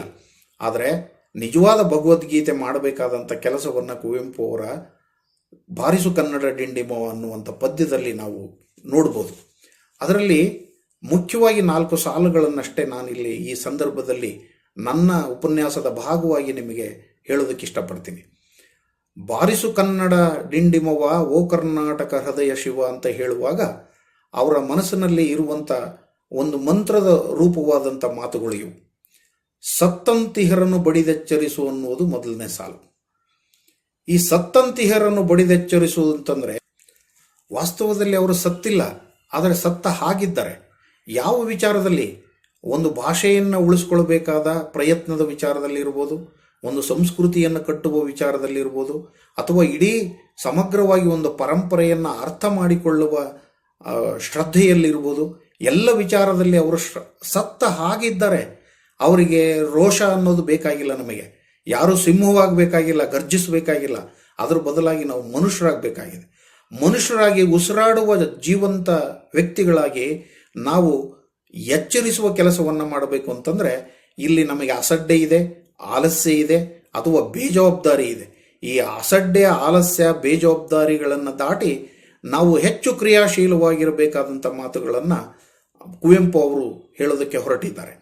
ಸತ್ತಂತಿಹರನ್ನು ಬಡಿದೆಚ್ಚರಿಸುವ ಕೆಲಸವನ್ನು ಕನ್ನಡ ಮಾಡ್ತಾ ಇದೆ, ಎಂದಿಗೂ ಮಾಡಿದೆ, ಮುಂದೆಯೂ ಮಾಡುತ್ತೆ. ಆದರೆ ಇದೊಂದು ದೊಡ್ಡ ಪ್ರವಾಹದ ರೂಪದಲ್ಲಿ ಆಗಬೇಕಾಗಿಲ್ಲ, ಆಗ್ತಾ ಇಲ್ಲ. ಪ್ರವಾಹದ ರೂಪದಲ್ಲಿ ಆಗಬೇಕಾದ್ರೆ ಅದಕ್ಕೊಂದು ದೊಡ್ಡ ಚಳುವಳಿಯ ರೂಪವೇ ಬೇಕಾಗುತ್ತೋ ಏನೋ ಕಥೆಯೇ ಗೊತ್ತಿಲ್ಲ. ಆದರೆ ಇವತ್ತು ಒಂದಿಷ್ಟು ಜನ ನಗರಗಳಲ್ಲೋ ಹಳ್ಳಿಗಳಲ್ಲೋ ಒಂದಿಷ್ಟು ಜನರಾದರೂ ಕೂಡ ಈ ಸತ್ತ ಆಗಿರುವವರನ್ನು ಬಡಿದೆಚ್ಚರಿಸುವ ಕೆಲಸವನ್ನು, ಅದು ಕನ್ನಡ ಸಾಹಿತ್ಯ ಪರಿಷತ್ತು ಆ ಕೆಲಸ ಮಾಡುತ್ತೆ, ಬೇರೆ ಬೇರೆ ಕನ್ನಡ ಪರ ಸಂಘಟನೆಗಳು ಆ ಕೆಲಸ ಮಾಡ್ತಾ ಇದ್ದಾವೆ. ಕನ್ನಡ ಭಾಷೆಗಿರುವಂಥ ಬಹಳ ದೊಡ್ಡ ಅಸ್ಮಿತೆಗಳಲ್ಲಿ ಇದು ಒಂದು ಅನ್ನೋದನ್ನು ನಾವು ಮರಿಬಾರದು. ಎರಡನೇದು, ಕಚ್ಚಾಡುವವರನ್ನು ಕೂಡಿಸಿ ಒಲಿಸು. ನೋಡಿ, ಇಲ್ಲಿ ಬೇಕಾಗಿರೋದೇನು ಅಂತಂದರೆ ಭಿನ್ನಾಭಿಪ್ರಾಯಗಳ ನಡುವೆಯೂ ಒಂದು ಸಾಮಾನ್ಯವಾದ ಸಾಹಚರ್ಯ ಅಥವಾ ಒಂದು ಸಾಂಗತ್ಯ ಬೇಕಾಗಿರೋದು. ಹೌದು, ನಮ್ಮಲ್ಲಿ ಅನೇಕ ಜಾತಿಗಳಿದ್ದಾವೆ, ಧರ್ಮಗಳಿದ್ದಾವೆ, ಅನೇಕ ಭಾಷೆಗಳಿದ್ದಾವೆ. ಹಲವು ಕನ್ನಡಗಳು ಬದುಕಿರುವಂಥ ನಾಡಿದು. ಒಂದು ಕನ್ನಡ ಇಲ್ಲ ಇಲ್ಲಿ. ಒಂದೊಂದು ಗಲ್ಲಿಗೊಂದೊಂದು ಕನ್ನಡ ಇರುವಂಥ ಪ್ರದೇಶಗಳನ್ನು ನಾವು ಕರ್ನಾಟಕದಲ್ಲಿ ನೋಡ್ತಾ ಇದ್ದೇವೆ. ಹಾಗಾಗಿ ಇಲ್ಲಿ ಅನೇಕ ಕನ್ನಡಗಳಿದ್ದಾವೆ. ಮತ್ತು ಕನ್ನಡದ ಜೊತೆಗೆ ಮರಾಠಿ ಇದೆ, ತುಳು ಮಾತಾಡೋರಿದ್ದಾರೆ, ಕೊಂಕಣಿ ಮಾತಾಡೋರಿದ್ದಾರೆ, ಉರ್ದು ಮಾತಾಡೋರಿದ್ದಾರೆ, ಲಂಬಾಣಿ ಮಾತಾಡೋರಿದ್ದಾರೆ, ಕೊಡವ ಭಾಷೆ ಮಾತಾಡೋರಿದ್ದಾರೆ. ಹೀಗೆ ನಾನಾ ಭಾಷೆಗಳ ಜನ ಒಟ್ಟಿಗೆ ಬಾಳುವ ಸಂದರ್ಭದಲ್ಲಿ ಒಂದಿಷ್ಟು ಭಿನ್ನಾಭಿಪ್ರಾಯಗಳು ಸಹಜ. ಆ ಭಿನ್ನಾಭಿಪ್ರಾಯಗಳ ನಡುವೆಯೂ ಒಂದು ಸಹಜವಾದ ಹೊಂದಾಣಿಕೆ, ಸಹಜವಾದ ಪ್ರೀತಿ ಮತ್ತು ವಿಶ್ವಾಸಗಳು ಇರೋದಕ್ಕೆ ಸಾಧ್ಯ ಮತ್ತು ಇರಬೇಕು. ಇದು ನಿಜವಾದ ಪ್ರಜಾತಾಂತ್ರಿಕವಾದ ಒಂದು ಆಶಯ. ಇಂಥದ್ದೊಂದು ಆಶಯವನ್ನು ಕನ್ನಡ ನನಗೆ ಕಲಿಸದೆ ಹೋದರೆ ನಾನು ಕನ್ನಡಕ್ಕೆ ಮೋಸ ಮಾಡಿದ ಹಾಗೆಯೇ ಹೊರತು ಅದು ಕನ್ನಡ ಭಾಷೆಯ ತಪ್ಪಲ್ಲ. ಹಾಗಾಗಿ ನಾವು ಒಲಿದು ನಾವು ಕನ್ನಡವನ್ನು ಕಟ್ಟಬೇಕಾಗಿದೆ. ಇನ್ನೊಬ್ಬರ ಮುಜುಗರಕ್ಕೆ ಒಳಗಾಗಿ ಅಥವಾ ಇನ್ನೊಬ್ಬರನ್ನು ಮುಜುಗರಕ್ಕೆ ಈಡು ಮಾಡಿ, ಇನ್ನೊಬ್ಬರ ಭಾಷೆಯನ್ನು ನಾಶ ಮಾಡಿ, ಇನ್ನೊಬ್ಬರಿಗೆ ಅವಮಾನ ಮಾಡಿ ನಾವು ಕನ್ನಡವನ್ನು ಉಳಿಸ್ಕೊಳ್ಬೇಕಾದಂಥ ಅವಶ್ಯಕತೆ ಇಲ್ಲ. ಹಾಗಾಗಿ ನಮಗೆ ಬೇಕಾದದ್ದೇನೆಂದರೆ ಎಲ್ಲ ಕಡೆಯಿಂದ ಹರಿದು ಬರುವ ಪ್ರೀತಿ ಮತ್ತು ವಿಶ್ವಾಸಗಳು ಕನ್ನಡವನ್ನು ಹೆಚ್ಚು ಗಟ್ಟಿಯಾಗಿ ಕಟ್ಟಬಲ್ಲುವ ಅನ್ನುವಂಥ ಅರಿವು. ಹೊಟ್ಟೆಯ ಕಿಚ್ಚಿಗೆ ಕಣ್ಣೀರು ಸುರಿಸುವಂತಾರೆ ಮುಂದಿನ ಸಾಲಿನಲ್ಲಿ. ಇದು ಬಹಳ ಮುಖ್ಯ. ಇಲ್ಲಿ ನಮ್ಮ ಕನ್ನಡಿಗರ ಏಳಿಗೆಯನ್ನು ಕಂಡು ಅನೇಕ ಭಾಷೆಯ ಜನರು ಹೊಟ್ಟೆ ಕಿಚ್ಚು ಪಡಬಹುದು. ಪಡದೇ ಇದ್ದರೆ ಅದಕ್ಕಿಂತ ಪುಣ್ಯ ಬೇರೊಂದಿಲ್ಲ. ಆದರೆ ಪಟ್ಟರೆ ಅದಕ್ಕೆ ನಾವು ತೋರಿಸಬೇಕಾದಂಥ ಪ್ರತಿಕ್ರಿಯೆ ಏನು ಅಂತಂದರೆ ಅಯ್ಯೋ ಪಾಪ ಅನ್ನೋದು ಅಷ್ಟೇ. ಅದ್ರ ಬದಲಾಗಿ ಅವನು ಹೊಟ್ಟೆ ಕಿಚ್ಚಿಂದ ಕುದೀತಾ ಇದ್ದಾನೆ ಅಂತಂದರೆ ನಾವು ಕುದೀತಾ ಹೋದರೆ ಅದಕ್ಕೆ ಕೊನೆ ಇಲ್ಲ, ಮೊದಲಿಲ್ಲ. ಹೊಟ್ಟೆ ಒಳಗಡೆ ಯಾರು ಇಟ್ಕೊಂಡಿದ್ದಾನೋ ಅವನು ಹೊಟ್ಟೆ ಸುಡ್ತದೆ ಹೊರತು ಇನ್ನೊಬ್ಬನ ಹೊಟ್ಟೆ ಏನೂ ಆಗಲ್ಲ. ಅದರಿಂದ ಹೊಟ್ಟೆ ಕಿಚ್ಚು ಅನ್ನೋದು ನನ್ನನ್ನು, ವ್ಯಕ್ತಿಯನ್ನು ಸುಡುವ, ಆ ಮೂಲಕ ನಮ್ಮ ನೆಲವನ್ನು, ನಮ್ಮ ಸಂಸ್ಕೃತಿಯನ್ನು, ಪರಂಪರೆಯನ್ನು ಸುಡುವ ಒಂದು ಕಿಚ್ಚಾಗಿರೋದ್ರಿಂದ ಅಂಥ ಕಿಚ್ಚಿಗೆ ನಾವು ಕಣ್ಣೀರು ಸುರಿಸಿ ಅಯ್ಯೋ ಪಾಪ ಅಂದು ಅದನ್ನು ನಂದಿಸುವ ಕೆಲಸವನ್ನು ಮಾಡಬೇಕು. ಹಾಗಾಗಿ ನಾವು ಹಚ್ಚುವ ಹಣತೆ ಇದೆಯಲ್ಲ, ಹಚ್ಚೇವು ಕನ್ನಡದ ದೀಪ ಅಂತ ಹೇಳಿದ್ರಲ್ಲ ಕರಿಕೆ, ಆ ಹಚ್ಚೇವು ಕನ್ನಡದ ದೀಪ ನಮಗೆ ಯಾವಾಗಲೂ ಬೆಳಕನ್ನೇ ಕೊಡಬೇಕೆ ಹೊರತು ಅದು ಗಲ್ಲಿ ಗಲ್ಲಿಗಳನ್ನು ಸುಡುವ ದಳ್ಳುರಿ ಆಗಬಾರದು ಅನ್ನೋದು ಕನ್ನಡ ಕೊಟ್ಟಂಥ ಬಹಳ ದೊಡ್ಡ ತಾತ್ವಿಕವಾದ ವಿವೇಕ ಅಂತ ನಾನು ಭಾವಿಸಿದ್ದೇನೆ. ಅದರಿಂದ ಇಡೀ ಕನ್ನಡದ ಪರಂಪರೆ ನಮಗೆ ಒಟ್ಟಿಗೆ ಬಾಳುವ ತೆರದಲ್ಲಿ ಹರಸು, ಹೀಗೆ ಎಲ್ಲ ಬಗೆಯ ಜನ, ನಾನಾ ಭಾಷೆ, ನಾನಾ ಜಾತಿ, ನಾನಾ ಧರ್ಮಗಳು, ನಾನಾ ರೂಪ, ನಾನಾ ಬಣ್ಣಗಳು, ನಾನಾ ಬಗೆಯ ನಂಬಿಕೆಗಳು, ಹೀಗೆ ಈ ಬೇರೆ ಬೇರೆ ನಂಬಿಕೆಗಳು ಅಭಿಪ್ರಾಯಗಳು ಇದ್ದಾಗ್ಯೂ ಕೂಡ ನಾನು ಒಟ್ಟಿಗೆ ಬಾಳೋದಕ್ಕೆ ಸಾಧ್ಯ ಇದೆ ಅಂತಂದರೆ ಅಂಥದ್ದೊಂದು ಪರಂಪರೆಯನ್ನು ಕನ್ನಡ ನನಗೆ ಕೊಟ್ಟಿದೆ. ಅದು ಕನ್ನಡದಿಂದ ನಾನು ಕಲಿಬೇಕಾದದ್ದೇ ಹೊರತು ನಾವು ಇನ್ನೊಬ್ಬರಿಂದ ಕಲಿಬೇಕಾದದ್ದಲ್ಲ. ನಾವು ಎಲ್ಲ ಕನ್ನಡಿಗರು ಹೀಗೆ ಬದುಕಿದ್ದೀವಿ ಅನ್ನೋದು ನಮಗೊಂದು ಹೆಮ್ಮೆಯ ಸಂಗತಿ ಆಗಬೇಕೆ ಹೊರತು ನಮಗೆ ಇನ್ನೊಂದು ಭಾಷೆಯವರು ನಮ್ಮ ಮೇಲೆ ಸವಾರಿ ಮಾಡ್ತಾ ಇದ್ದಾರೆ ಅನ್ನುವಂಥ ಆತಂಕಗಳ ನಡುವೆಯೂ ಕೂಡ ಕನ್ನಡ ಹೆಚ್ಚು ಕ್ರಿಯಾಶೀಲವಾಗಿದೆ ಅನ್ನೋದನ್ನು ನಾವು ಮರಿಬಾರ್ದು.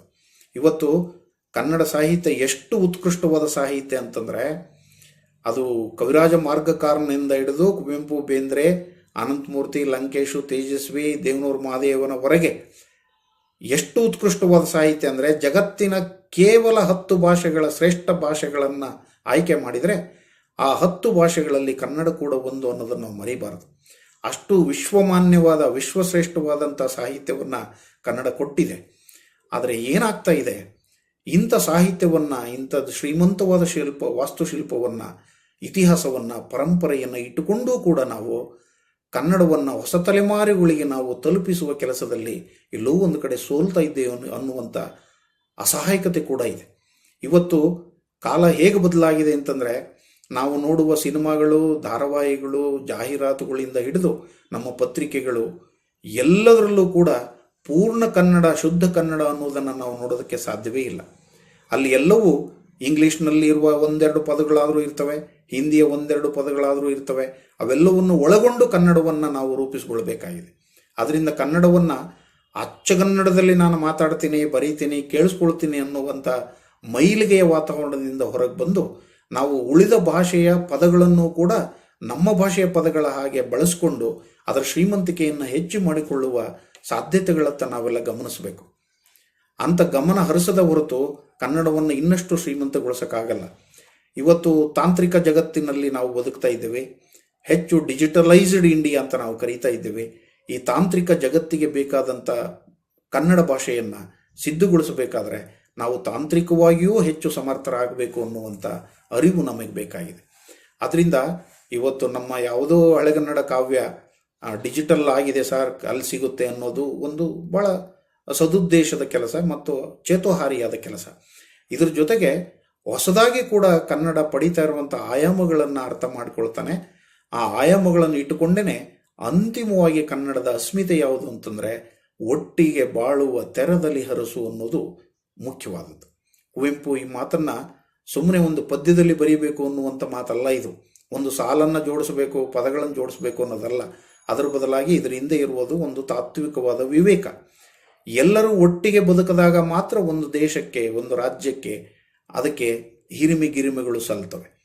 ನಾನು ಪಂಗಡಗಳನ್ನು, ಜಾತಿಗಳನ್ನು, ಧರ್ಮಗಳನ್ನು ಒಡೆದು ವಿಂಗಡಿಸಿ ನಾನು ನನ್ನ ಶ್ರೇಷ್ಠತೆಯನ್ನು ಮೆರಿತೀನಿ ಅಂತಂದರೆ ಅದಕ್ಕೆ ಯಾವ ಅರ್ಥವೂ ಇಲ್ಲ. ಒಂದು ಧರ್ಮವಾಗಲಿ, ಒಂದು ಜಾತಿಯಾಗಲಿ, ಒಂದು ಭಾಷೆಯಾಗಲಿ ಇನ್ನೊಬ್ಬರನ್ನು ಸುಲಿದು ಅವಮಾನ ಮಾಡಿ ಕೊಂದು ನನ್ನ ಭಾಷೆಯನ್ನು, ನನ್ನ ದೇಶವನ್ನು, ನನ್ನ ಜಾತಿಯನ್ನು ಕಾಪಾಡ್ಕೊಳ್ತೀನಿ ಅನ್ನೋದೇ ಒಂದು ಅಸಹ್ಯ. ಅದರಿಂದ ಈ ಅಸಹ್ಯದ ವಾತಾವರಣದಿಂದ ನಾವು ಮುಕ್ತರಾಗಬೇಕು ಅಂತಂದರೆ ನಾವು ಎಲ್ಲ ಭಾಷೆಗಳನ್ನು ಪ್ರೀತಿಸಬೇಕು, ಕನ್ನಡವನ್ನು ಹೆಚ್ಚು ಪ್ರೀತಿಸಬೇಕು ಮತ್ತು ಬಳಸಬೇಕು. ಆ ಹೆಚ್ಚು ಪ್ರೀತಿಸುವ ಮತ್ತು ಬಳಸುವ ಮೂಲಕವೇ ಒಂದು ಕನ್ನಡದ ಪರವಾದಂಥ ವಾತಾವರಣವನ್ನು ಕಟ್ಟೋದು ಸಾಧ್ಯ ಇದೆ ಅನ್ನುವಂಥ ಮಾತುಗಳನ್ನು ಹೇಳ್ತಾ ಇಂಥದ್ದೊಂದು ಉಪನ್ಯಾಸದಲ್ಲಿ ನನ್ನ ಕೆಲವು ಮಾತುಗಳನ್ನು ಹಂಚಿಕೊಳ್ಳೋಕ್ಕೆ ಸಹಾಯ ಮಾಡಿದಂಥ ದಾವಣಗೆರೆ ತಾಲೂಕು ಸಾಹಿತ್ಯ ಪರಿಷತ್ತಿನ ಅಧ್ಯಕ್ಷರು ಮತ್ತು ಉಳಿದ ಎಲ್ಲ ಪದಾಧಿಕಾರಿಗಳಿಗೂ, ಕೇಳಿದ ನಿಮಗೂ ವಂದಿಸಿ ನನ್ನ ಮಾತುಗಳನ್ನು ಮುಗಿಸ್ತೇನೆ. ನಮಸ್ಕಾರ.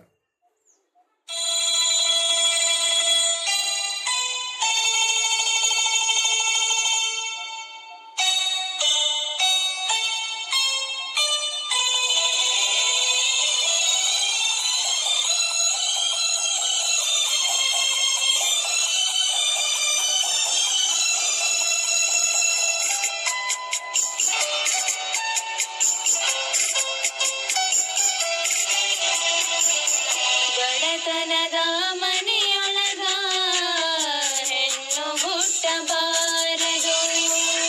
ಬಡತನದ ಮನೆಯೊಳಗ ಹೆಣ್ಣು ಹುಟ್ಟಬಾರದು.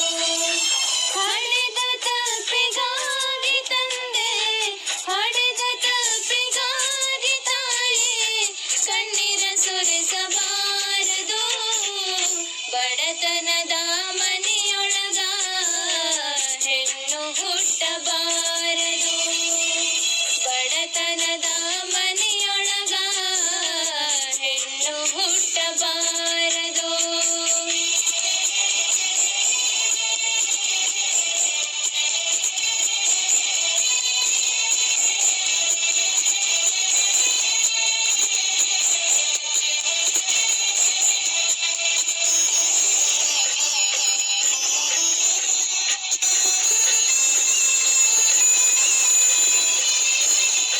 ಬಡವನ ಮಗಳಾದರೂ ಕಪ್ಪಾಗಿರಬಾರದು.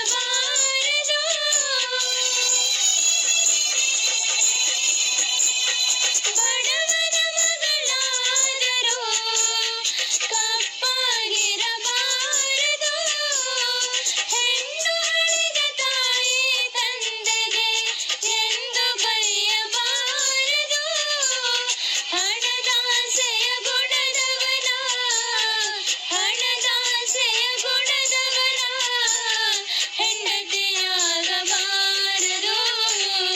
ಬಡತನದ ಮನೆಯೊಳಗ ಹೆಣ್ಣು ಹುಟ್ಟಬಾರದು.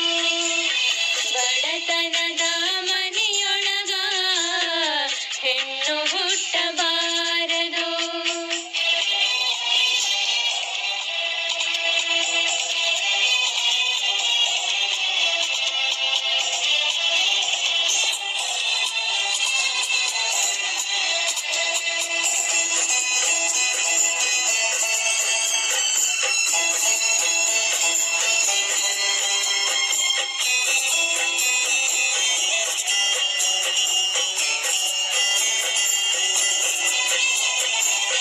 ಕರುಣೆಯಾದ ಅತ್ತೆಯ ಮನೆಯ ಸೊಸೆಯಾಗಬಾರದು.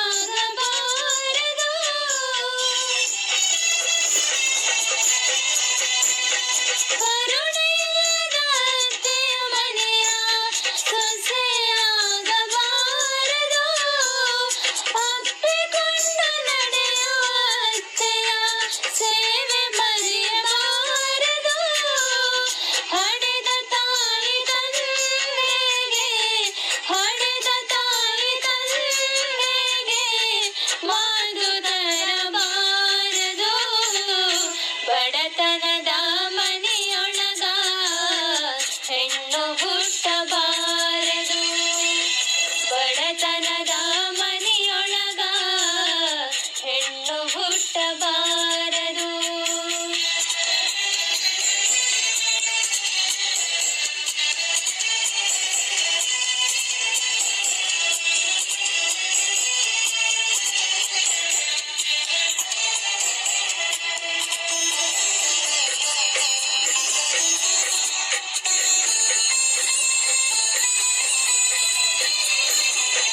ಹೆಣ್ಣು ಹೊನ್ನು ಮಣ್ಣು ಒಂದೇ ಎಂದು ಜಗವ ಕೂಗುವುದು.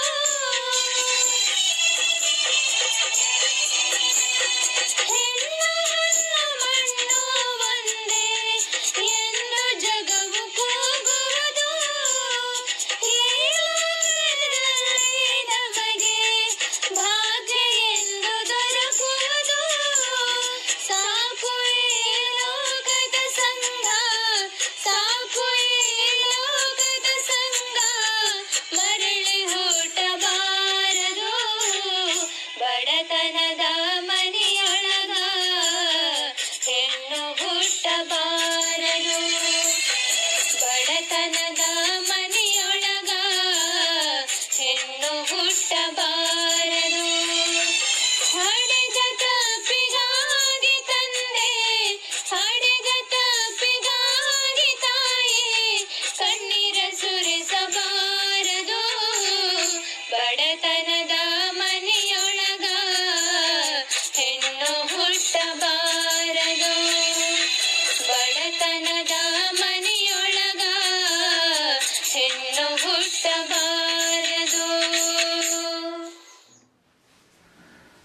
ಎಲ್ಲ ಸಹೃದಯ ಕನ್ನಡ ಮನಸ್ಸುಗಳಿಗೆ ಸಂಜೆಯ ಶುಭ ನಮಸ್ಕಾರಗಳೊಂದಿಗೆ ಇವತ್ತು 25ನೇ ನಮ್ಮ ಕನ್ನಡ ನುಡಿ ಹಬ್ಬ ಕಾರ್ಯಕ್ರಮ ಅತ್ಯಂತ ಸುಗಮವಾಗಿ ಸಾಂಗೋಪಾಂಗವಾಗಿ ನೆರವೇರ್ತಾ ಬಂದಿದೆ. ಇದಕ್ಕೆ ನಿಮ್ಮೆಲ್ಲರ ಮತ್ತು ಇದಕ್ಕೆ ಶ್ರಮಿಸುತ್ತಿರುವಂಥ ಎಲ್ಲರನ್ನೂ ಗೌರವಿಸ್ತಾ, ಇವತ್ತಿನ ಬಹುಮುಖ್ಯ ಉಪನ್ಯಾಸಕರೇ, ನಾಡಗೀತೆ ಮತ್ತು ಜಾನಪದ ಗೀತೆಗಳನ್ನು ಹಾಡಿದಂಥ ಜಾನಪದ ಕಲಾ ತಂಡದ ಮುಖ್ಯಸ್ಥರೇ ಹಾಗೂ ಸರ್ವರನ್ನು ಸ್ವಾಗತಿಸಿದಂಥ ಸ್ವಾಗತಕಾರರೇ ಹಾಗೂ ತಮ್ಮೆಲ್ಲರಿಗೂ ಮತ್ತೊಮ್ಮೆ ಆಭಾರಿಯಾಗಿದ್ದೇನೆ ಅಂತ ಹೇಳ್ತಾ, ಇವತ್ತಿನ ಕಾರ್ಯಕ್ರಮದ ಮುಖ್ಯ ವಿಷಯ ನಮ್ಮ ಅರಿವಿನ ಭಾಷೆ ಹಾಗೆ ಕನ್ನಡ ಅನ್ನುವಂಥ ವಿಚಾರವನ್ನು ಕುರಿತು ಭಾಳ ಅತ್ಯುತ್ತಮವಾಗಿ ನಮ್ಮ ದಾವಣಗೆರೆ ನಗರದ ಸರ್ಕಾರಿ ಪ್ರಥಮ ದರ್ಜೆ ಮಹಿಳಾ ಕಾಲೇಜಿನ ಹಿರಿಯ ಕನ್ನಡ ಪ್ರಾಧ್ಯಾಪಕರು ಮತ್ತು ಹಿರಿಯ ಸಾಹಿತಿಗಳು, ಕನ್ನಡ ಪರ ಚಿಂತಕರು ಆಗಿರುವಂಥ ಡಾಕ್ಟರ್ ದಾದಾಪಿ ನವಲೇಹಾಳ್ರವರು ಅತ್ಯುತ್ತಮವಾಗಿ ಕನ್ನಡ ಪದ ಕಾಳಜಿಯನ್ನು, ಕನ್ನಡ ಪರ ಪ್ರಜ್ಞೆಯ ಮಾತುಗಳನ್ನು ಹಾಡೋದ್ರ ಮೂಲಕ ನಿಮ್ಮೆಲ್ಲರನ್ನ ಎಚ್ಚರಿಸಿದ್ದಾರೆ ಅಂತ ಹೇಳಿದರೆ ತಪ್ಪಾಗಲಿಕ್ಕಿಲ್ಲ. ಅವರ ಮಾತುಗಳು ಅತ್ಯಂತ ಕನ್ನಡಿಗರ ಮನ ಮುಟ್ಟುವ ಮತ್ತು ತಟ್ಟುವ ಮತ್ತು ಜಾಗೃತಿಗೊಳಿಸುವಂಥ ಪ್ರತಿಯೊಂದು ನುಡಿಯು ಆ ರೀತಿಯಲ್ಲಿ ಇದ್ದವು ಅಂಥೇಳಿ ನನಗಾದರೂ ಭಾವನೆ ಆಗ್ತದೆ. ಕಾರಣ ಅಷ್ಟೇ, ಅವರೊಬ್ಬ ಕನ್ನಡದ ಪ್ರಾಧ್ಯಾಪಕರಾಗಿ, ಕನ್ನಡ ಸಾಹಿತ್ಯದ ಮತ್ತು ಕನ್ನಡ ಭಾಷೆಯ ಆಳವಾದ ಜ್ಞಾನವುಳ್ಳವರಾಗಿ, ಕನ್ನಡಿಗರಿಗೆ ಏನನ್ನು ತಲುಪಿಸಬಹುದೋ ಅವರಿಗೆ ಕೊಟ್ಟಿರುವಂಥ ಸೀಮಿತ ಅವಧಿಯಲ್ಲಿ ಅಷ್ಟು ಅಚ್ಚುಕಟ್ಟಾಗಿ ಅವರು ತಮ್ಮ ಭಾಷಣವನ್ನು ಮಂಡಿಸಿದ್ದಾರೆ ಅಂತ ಹೇಳಿದ್ರೆ ತಪ್ಪಾಗಲಿಕ್ಕಿಲ್ಲ. ಅವರು ತಮ್ಮದೇ ಆದಂಥ ಶೈಲಿಯಲ್ಲಿ ಏನು ಸನ್ಮಾನ್ಯ DS ಕರ್ಕಿ ಅವರು ಬರೆದಿರುವಂಥ ಅಚ್ಚೇವು ಕನ್ನಡದ ದೀಪ, ಅದರ ಅರ್ಥ ಕೇಳಿ ಆಸ್ವಾದಿಸುವಂಥ ಕನ್ನಡಿಗರೇ ಹೆಚ್ಚಾಗಿದ್ವಿ. ಆದರೆ ಅದರ ಒಳ ಪರಿಕಲ್ಪನೆ, ಕವಿಯ ಒಳ ಪರಿಕಲ್ಪನೆಯನ್ನು ನಿಮ್ಮ ಹಿಂದೆ ಬಿಚ್ಚಿಟ್ಟು ನಮ್ಮ ಮನದ ಆಳವನ್ನು ತಲುಪುವಂತೆ ಮಾಡಿದ್ದಾರೆ. ಅಂಥ ಮಹೋನ್ನತ ಒಂದು ಹಾಡು ಇವತ್ತು ಕನ್ನಡ ಅಚ್ಚೇವು ಕನ್ನಡ ದೀಪ ಅಂತ ನೃತ್ಯ ಮಾಡ್ತಂಥ, ನಮ್ಮ ಆಸ್ವಾದಿಸ್ತಂಥ ಕೇಳಿದಂಥ ಕನ್ನಡಿಗರಿಗೆ ಇದರಲ್ಲಿ ನಿಗೂಢ ಅರ್ಥ ಹೇಗಿದೆ ಅನ್ನೋದನ್ನು, ಎಷ್ಟು ಸ್ವಾರಸ್ಯಕರವಾಗಿ ಚಿತ್ರಿಸಿದ್ದಾರೆ ಅನ್ನೋದನ್ನು ನೀವೆಲ್ಲ ಕೇಳಿದ್ದೇವೆ. ಅಷ್ಟೇ ಅಲ್ಲ, ಅವರು ಇನ್ನೊಂದು ಕುವೆಂಪುರವರ ಬಾರಿಸು ಕನ್ನಡ ಡಿಂಡಿಮ ವಾ ಅನ್ನುವಂಥ ಎಷ್ಟು ಆ ಗೀತೆಯ ಅರ್ಥವನ್ನು, ಪ್ರತಿ ಸಾಲಿನ ಅರ್ಥಗಳನ್ನು ಅರ್ಥೈಸಿ ಎಷ್ಟು ಸ್ವಾರಸ್ಯಕರವಾಗಿ ಒಬ್ಬ ಕನ್ನಡದ ಮೇಷ್ಟ್ರಾಗಿ, ಕನ್ನಡದ ಹುಡುಗರಿಗೆ ಅಷ್ಟೇ ಅಲ್ಲ, ಇವತ್ತು ಸಾರ್ವಜನಿಕ ವಿಶ್ವವಿದ್ಯಾಲಯದ ಉಪಾಧಿಯಲ್ಲಿರುವಂಥ ನಮ್ಮ ಕನ್ನಡ ಸಾಹಿತ್ಯ ಪರಿಷತ್ನ ಅನೇಕ ವೇದಿಕೆಗಳನ್ನು ನಮ್ಮ ಜಿಲ್ಲಾ ಮಟ್ಟದಲ್ಲಿ, ತಾಲೂಕು ಮಟ್ಟದಲ್ಲಿ ನಡೆಯುವಂಥ ಕಾರ್ಯಕ್ರಮಗಳನ್ನು ಅವ್ರನ್ನ ಆಹ್ವಾನಿಸಿ ಕೊಡಿಸಿದ್ದೇವೆ. ಆದರೂ ಅದು ಸಾಲು. ಅವರ ಧ್ವನಿ, ಇವತ್ತು ಅವರ ಕನ್ನಡ ಪರ ಚಿಂತನೆಯ ಧ್ವನಿ ಸುರುಳಿಗಳೇ ಬಿಡುಗಡೆ ಆದರೂ ಕಡಿಮೆ ಅನ್ನೋ ಭಾವನೆ ನನಗೆ ಬರ್ತದೆ. ಏಕೆಂದರೆ ನಾವು 2011ರಲ್ಲಿ ನಾನು ತಾಲೂಕು ಕನ್ನಡ ಸಾಹಿತ್ಯ ಪರಿಷತ್ನ ಅವಾಗೊಂದು ಸಾರಿ ಅಧ್ಯಕ್ಷನಾಗಿದ್ದಾಗ ಮಾಯಕೊಂಡದಲ್ಲಿ 2 ದಿನದ ಸಾಹಿತ್ಯ ಸಮ್ಮೇಳನ ನಡೆಸಿದ್ವಿ. ಆ ಸಮ್ಮೇಳನದಲ್ಲಿ ಅವ್ರನ್ನ ಒಂದು ವಿಷಯದ ಮೇಲೆ ಉಪನ್ಯಾಸಕ್ಕೆ ಆಹ್ವಾನಿಸಿದ್ವಿ. ಆ ಸಂದರ್ಭದಲ್ಲಿ ನಮ್ಮ ಮಾಯಕೊಂಡ ಸಮೀಪದ ಯಜ್ಞೆ ಅನ್ನುವಂಥ ಗ್ರಾಮದ ಶ್ರೇಷ್ಠ ವಿಜ್ಞಾನಿಗಳೊಬ್ಬರು ಅಮೆರಿಕದಲ್ಲೇ ನೆಲೆಸಿದ್ದಾರೆ. ಅವರು ಸಾಹಿತ್ಯ ಸಮ್ಮೇಳನಕ್ಕೆ ಅವತ್ತು 2 ದಿನವೂ ಸಂಪೂರ್ಣವಾಗಿ ಭಾಗವಹಿಸಿದರು. ಅವರ ಕುಟುಂಬ ಮತ್ತು ಅವರ ಪರಿವಾರ ಎಲ್ಲ ಇದ್ದರು.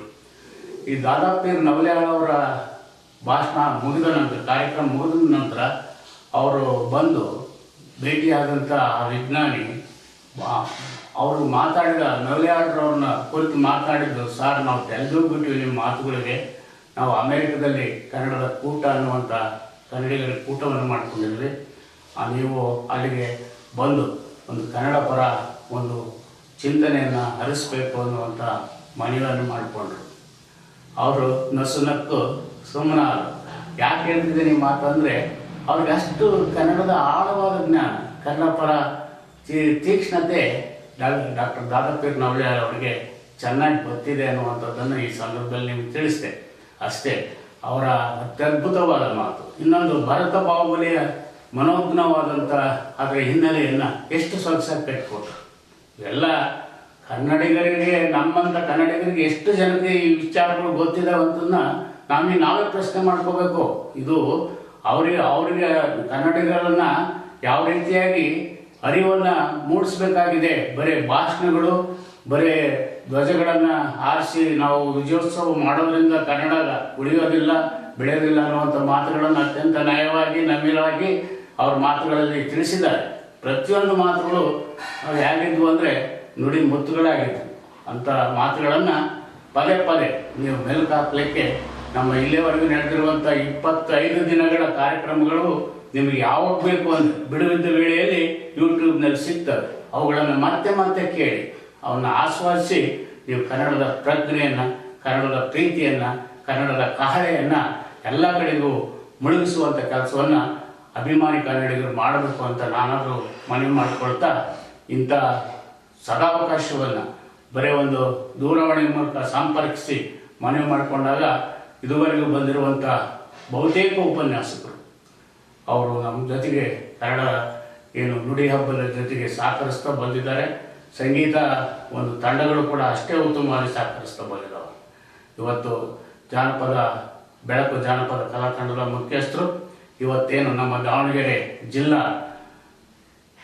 ಆಡಳಿತ ಪ್ರತಿ ವರ್ಷ ಕೊಡ್ತಾ ಇದೆ ರಾಜ್ಯೋತ್ಸವ ಪ್ರಶಸ್ತಿ, ಅಂತ ರಾಜ್ಯೋತ್ಸವದ ಪ್ರಶಸ್ತಿಗೆ ನಮ್ಮ ಕಿರಿಯ ವಯಸ್ಸಿನ ನಮ್ಮ ದಾವಣಗೆರೆ ತಾಲೂಕು ಕನ್ನಡ ಸಾಹಿತ್ಯ ಪರಿಷತ್ನ ನಿರ್ದೇಶಕರು, ಒಂದು ಹಳ್ಳಿಯ ಕುಡಿ ಅಯ್ಯಮ್ಮ, ಯಾರು ರುದ್ರಾಕ್ಷಿಬಾಯಿ, ಶ್ರೀಮತಿ ರುದ್ರಾಕ್ಷಿಬಾಯಿ ಪುಟ್ಟನಾಯಕ್, ಹಳ್ಳಿಯ ಕುಡಿಗೆ ನಾವೀಗ 2 ವರ್ಷದ ಕೆಳಗೆ ನಾವು ಜಿಲ್ಲಾ ಮಟ್ಟದಲ್ಲಿ ನಡೆಯುವಂಥ ನಮ್ಮ ಗ್ರಾಮೀಣ ಸಿರಿ ಪ್ರಶಸ್ತಿಯನ್ನು ಶ್ರೀಮತಿ ರುದ್ರಾಕ್ಷಿಬಾಯಿ ಅವರಿಗೆ ನೀಡಿ ನಮ್ಮ ಜಿಲ್ಲಾ ಸಾಹಿತ್ಯ ಪರಿಷತ್ತು ತಾಲೂಕು ಘಟಕದ ಮೂಲಕ ಗೌರವಿಸಿ ಅವತ್ತು ಕುವೆಂಪು ಕನ್ನಡ ಭವನದಲ್ಲಿ ಗೌರವಿಸಿದ್ವಿ. ಅದರ ಮುಂದಿನ ಭಾಗವಾಗಿ ಇವತ್ತು ಮಧ್ಯಾಹ್ನ ನಡೆದಿರುವಂಥ ಕಾರ್ಯಕ್ರಮದಲ್ಲಿ ಅವರು ರಾಜ್ಯೋತ್ಸವ ಪ್ರಶಸ್ತಿಯನ್ನು ಸ್ವೀಕರಿಸಿರುವುದು ನಮ್ಮ ದಾವಣಗೆರೆ ತಾಲೂಕಿಗೆ ಮತ್ತು ನಮ್ಮ ಎಲ್ಲ ಕನ್ನಡದ ಮನಸ್ಸುಗಳಿಗೆ ಅತ್ಯಂತ ಸಂತೋಷದಾಯಕ ಮತ್ತು ಹೆಮ್ಮೆಯ ವಿಚಾರ. ಅವರು ಅನೇಕ ದಿನಗಳು ನಮ್ಮ ಕನ್ನಡ ನುಡಿ ಹಬ್ಬಕ್ಕೆ ತಮ್ಮದೇ ಆದಂಥ ಗಾನಸಿರಿಯನ್ನು ಉಣಬಡಿಸಿದ್ದಾರೆ ಅಂತ ಶ್ರೀಮತಿ ರುದ್ರಾಕ್ಷಿಬಾಯಿ ಮತ್ತು ಅವರ ತಂಡಕ್ಕೆ, ಮತ್ತು ಇವತ್ತು ಸ್ವಾಗತಿಸಿದಂಥ ಸ್ವಾಗತಕಾರ ಶ್ರೀಯುತ ಜಗದೀಶ್ CG ಕುಲಂಬಿ ಅವರು ಮೂಲ ವೃತ್ತಿಯಿಂದ ಅವರು ಪ್ರೌಢಶಾಲಾ ಶಿಕ್ಷಕರು, ಪ್ರವೃತ್ತಿಯಿಂದ ಅನೇಕ ಸಂಘಟನೆಗಳ ಸದಾ ಒಡನಾಡಿಗಳು. ಅವರು ಜಿಲ್ಲಾ ಸರ್ಕಾರಿ ನೌಕರರ ಸಂಘದಲ್ಲಿ ಅನೇಕ ಸ್ಥಾನಗಳನ್ನು ಅಲಂಕರಿಸಿ ತಮ್ಮದೇ ಆದಂಥ ಸೇವೆಯನ್ನು ಮಾಡ್ಕೊತ ಬಂದಿದ್ದಾರೆ. ಮತ್ತು ನಮ್ಮ ಇಂದಿನ ಅವಧಿಯಲ್ಲಿ ನಮ್ಮ BM ಸದಾಶಿವಪ್ಪ ಶಾಲೆಯವರು ಇದ್ದಂಥ ಸಂದರ್ಭದಲ್ಲಿ ಅವರು ಕಚೇರಿ ಕಾರ್ಯದರ್ಶಿಯಾಗಿ ಕನ್ನಡ ಸಾಹಿತ್ಯ ಪರಿಷತ್ನ ಜಿಲ್ಲಾ ಕಚೇರಿ ಕಾರ್ಯದರ್ಶಿಯಾಗಿ ಕೂಡ ಕಾರ್ಯವನ್ನು ನಿರ್ವಹಿಸಿದಂಥವ್ರು.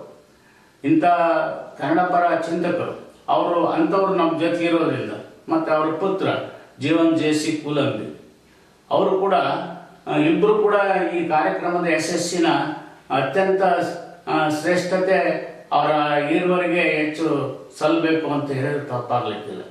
ಅವರು ನನ್ನ ಒಡನೆ ಸದಾ ಬೆಳಗಿನ 24 ಗಂಟೆ ಅಂತ ಹೇಳಿದ್ರೆ ತಪ್ಪಾಗಲಿಕ್ಕಿಲ್ಲ. ನಾನು ಯಾವುದೇ ಕಾರ್ಯಗಳನ್ನು ಹೇಳಿದ್ರೆ ಚಾಚು ತಪ್ಪದೆ ಅಚ್ಚುಕಟ್ಟಾಗಿ ಇವತ್ತು ಕಾರ್ಯಕ್ರಮ ಮೂಡಿ ಬರ್ತದೆ ಅಂದರೆ ಇವತ್ತಿನ ಸ್ವಾಗತಕಾರರಾದಂಥ ಜಗದೀಶ್ CG ಕುಲಂಬಿ ಅವರ ಪಾತ್ರ ಬಹುದೊಡ್ಡದು ಅಂತ ಹೇಳಿ ಇವತ್ತು ನಾನು ಅತ್ಯಂತ ಗೌರವಪೂರ್ವಕವಾಗಿ ಸಾಹಿತ್ಯ ಪರಿಷತ್ನ ಪರವಾಗಿ ಅವರಿಗೆ ಅತ್ಯಂತ ಆಭಾರಿಯಾಗಿದ್ದೀನಿ ಅಂತ ಹೇಳ್ತಾ ಅವರಿಗೆ ಅಭಿನಂದನೆ ಸಲ್ಲಿಸ್ತಾ, ಮತ್ತು ಇವತ್ತಿನ ಇನ್ನೂ 5 ದಿನ ಕಾರ್ಯಕ್ರಮ ಮೂಡಿ ಬರ್ತದೆ. ಆ ಎಲ್ಲ ಕಾರ್ಯಕ್ರಮಗಳಿಗೆ ಸಹಕಾರ ಪ್ರೋತ್ಸಾಹ ಇರಲಿ. ನಾವು ಎಲ್ಲೇ ಇದ್ದರೂ ಕೂಡ, ನಾವು ಇವತ್ತು ವಿದೇಶಗಳಲ್ಲಿ ಇದ್ದರೂ ಕೂಡ ಕನ್ನಡದ ಅರಿವನ್ನು ನಾವು ಮೂಡಿಸುವಂಥ ಕೆಲಸವನ್ನು ಮಾಡಿದಾಗ ಮಾತ್ರ ಕನ್ನಡದ ಹಿರಿಮೆ ಗರಿಮೆ ಇನ್ನೂ ಹೆಚ್ಚಾಗಲಿಕ್ಕೆ ಸಾಧ್ಯವಾಗುತ್ತೆ ಅಂತ ನಾನು ತಾಲೂಕು ಕನ್ನಡ ಸಾಹಿತ್ಯ ಪರಿಷತ್ನ ಪರವಾಗಿ ಮನವಿ ಮಾಡಿಕೊಳ್ತಾ, ನೀವು ಕುವೆಂಪುರವರ ವಾಣಿ ಎಲ್ಲಾದರೂ ಇರು ಎಂತಾದರೂ ಇರು ನೀ ಎಂದೆಂದಿಗೂ ಕನ್ನಡವಾಗಿರು ಅನ್ನುವಂಥ ಕನ್ನಡದ ಮನಸ್ಸುಗಳು ನಾವು ನೀವೆಲ್ಲರೂ ಶ್ರದ್ಧಾ ಇಂದ ಆಗೋಣ ಅಂತ ಹೇಳಿ ನಾವು ದಾದಾಪೀರ್ ನವಲೆ ಅವರ ಮಾತುಗಳಿಗೆ ಪುಷ್ಟಿಯನ್ನು ನೀಡ್ತಾ ಅಂತ ಕನ್ನಡದ ಕೈಂಕರ್ಯದ ಕೆಲಸವನ್ನು ಮಾಡೋಣ ಅಂತ ಮತ್ತೊಮ್ಮೆ ತಮ್ಮಲ್ಲಿ ಮನವಿ ಮಾಡಿಕೊಳ್ತಾ ತಮ್ಮೆಲ್ಲರಿಗೂ ಕನ್ನಡ ತಾಯಿ ಭುವನೇಶ್ವರಿ ಒಳಿತನ್ನು ಮಾಡಲಿ, ಸನ್ಮಂಗಲವನ್ನು ಉಂಟು ಮಾಡಲಿ ಅಂತ ನಾನು ಪ್ರಾರ್ಥಿಸ್ತಾ ಈ 25ನೇ ದಿನದ ಕಾರ್ಯಕ್ರಮದ ಸಾಂಕೇತಿಕ 4 ಅಧ್ಯಕ್ಷಗಳ ನುಡಿಯನ್ನು, ಕೃತಜ್ಞತಾ ಭಾವನೆಯ ನುಡಿಗಳನ್ನು ಹಂಚಿಕೊಳ್ಳಿಕ್ಕೆ ಅವಕಾಶ ಮಾಡಿಕೊಟ್ಟಂಥ ಎಲ್ಲ ಕನ್ನಡದ ಮನಸ್ಸುಗಳಿಗೆ ಮತ್ತೊಮ್ಮೆ ನಾನು ನನ್ನ ಕೃತಜ್ಞತಾ ಪೂರ್ವಕವಾದ ನಮಸ್ಕಾರಗಳನ್ನು ತಿಳಿಸ್ತಾ ಎಲ್ಲರಿಗೂ ಒಳಿತಾಗಲಿ ಅಂತ ಬಯಸ್ತಾ ಶುಭಂ ಸಿರಿಗನ್ನಂ ಗೆಲ್ಗೆ ಸಿರಿಗನ್ನಂ ಬಾಳ್ಗೆ. ಕನ್ನಡವೇ ನಿತ್ಯ, ಕನ್ನಡವೇ ಸತ್ಯ.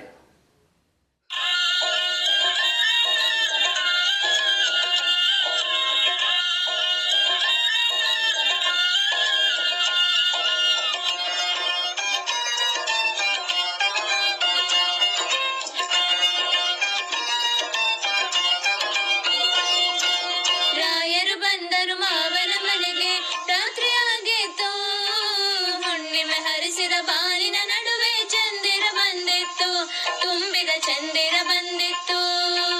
ರಾಯರು ಬಂದರು ಮಾವನ ಮನೆಗೆ, ರಾತ್ರಿ ಆಗಿತ್ತು, ಹುಣ್ಣಿಮೆ ಹರಿಸಿದ ಬಾನಿನ ನಡುವೆ ಚಂದಿರ ಬಂದಿತ್ತು, ತುಂಬಿದ ಚಂದಿರ ಬಂದಿತ್ತು.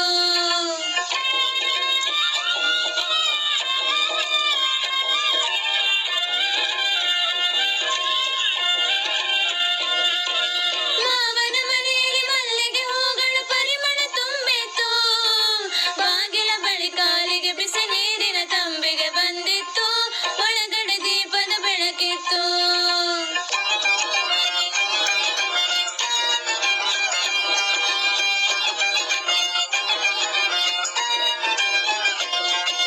ಘಮಘಮಿಸುವ ಮೃಷ್ಟಾನ್ನದ ಭೋಜನ ರಾಯರ ಕಾದಿತ್ತು, ಬೆಳ್ಳಿಯ ಬಟ್ಟಲ ಗಸಗಸ ಪಾಯಸ ರಾಯರ ಕರೆದಿತ್ತು, ಭೂಮಿಗೆ ಸ್ವರ್ಗವೇ ಇಳಿದಿತ್ತು.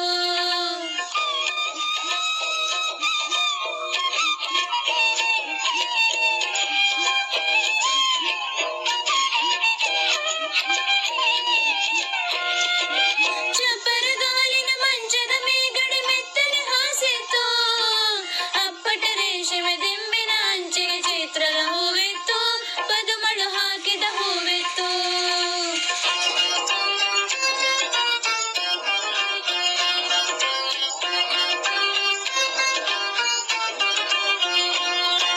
ಚಿಗುರೆಲೆ ಬಣ್ಣದ ಅಡಿಕೆಯ ತಂದಳು ನಾದಿನಿ ನಗು ನಗುತ್ತಾ, ಬಿಸಿ ಬಿಸಿ ಹಾಲಿನ ಬಟ್ಟಲು ತಂದರು ಅಕ್ಕರೆಯಲ್ಲಿ ಮಾವ, ಮಡದಿಯ ಸದ್ದೇ ಇರಲಿಲ್ಲ.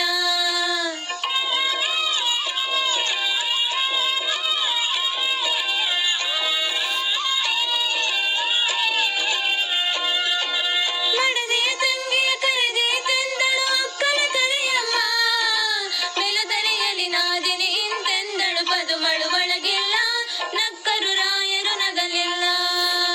ರಾಯರು ಬಂದರು ಮಾವನ ಮನೆಗೆ, ರಾತ್ರಿ ಆಗಿತ್ತು, ಹುಣ್ಣಿಮೆ ಹರಿಸಿದ ಬಾನಿನ ನಡುವೆ ಚಂದಿರ ಬಂದಿತ್ತು, ತುಂಬಿದ ಚಂದಿರ ಬಂದಿತ್ತು.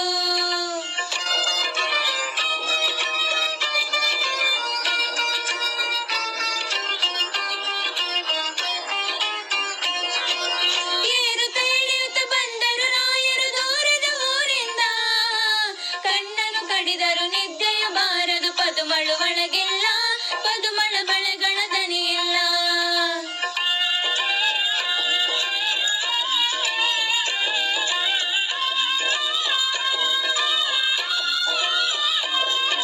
ಬೆಳಗಾಯಿತು ಸರಿ ಹೊರಡುವೆನೆಂದರು ರಾಯರು ಮನಸ್ಸಿನಲ್ಲಿ, ಒಳಮನೆಯಲ್ಲಿ ನೀರಾಯಿತು ಎಂದಳು ನಾದಿನಿ ರಾಗದಲ್ಲಿ, ಯಾರಿಗೆ ಎನ್ನಲು ಹರ್ಷದಲ್ಲಿ. ಪದುಮಳು ಬಂದಳು, ಪದುಮಳು ಬಂದಳು, ಪದುಮಳು ಬಂದಳು, ಹೂವನ್ನು ಮುಡಿಯುತ್ತ ರಾಯರ ಕೋಣೆಯಲ್ಲಿ, ಪದುಮಳು ಬಂದಳು, ಹೂವನ್ನು ಮುಡಿಯುತ್ತ ರಾಯರ ಕೋಣೆಯಲ್ಲಿ, ರಾಯರ ಕೋಣೆಯಲ್ಲಿ, ರಾಯರ ಕೋಣೆಯಲ್ಲಿ, ರಾಯರ ಕೋಣೆಯಲ್ಲಿ.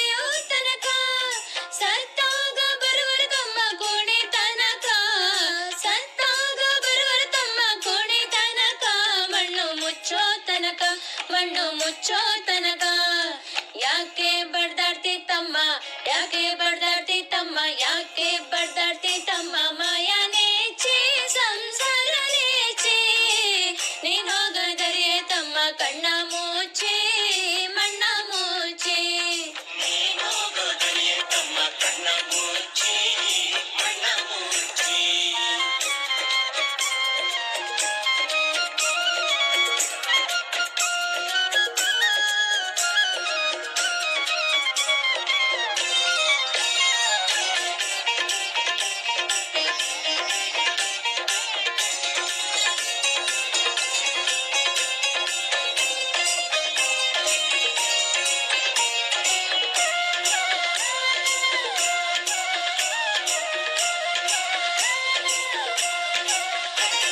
ಹೆಣ್ಣು ಹೊನ್ನು ಮಣ್ಣು ನಿನ್ನದ ಎಲ್ಲಿ ತನಕ ನಿನ್ನ ಕೊರಳಿಗೆ ಕುಡಿಕೆ ಬೀಳೋ ತನಕ ಹೆಣ್ಣು ಹೊನ್ನು ಮಣ್ಣು ನಿನ್ನದ ಎಲ್ಲಿ ತನಕ ನಿನ್ನ ಕೊರಳಿಗೆ ಕುಡಿಕೆ ಬೀಳೋ ತನಕ ನಿನ್ನಾಸೆ ಪ್ರಾಣ ಪಕ್ಷಿ ಹಾರು ತನಕ ನಿನ್ನಾಸೆ ಪ್ರಾಣ ಪಕ್ಷಿ ಹಾರು ತನಕ ಕಳಚಯ್ಯ ಮಾಯದ ಪೊರೆಯ ಮುಕ್ತಿ ಹೊಂದಕ ಕಳಚಯ್ಯ ಮಾಯದ ಪೊರೆಯ ಮುಕ್ತಿ ಹೊಂದಕ ಯಾಕೆ ಬಡ್ದಾಡ್ತಿ ತಮ್ಮ ಯಾಕೆ ಬಡ್ದ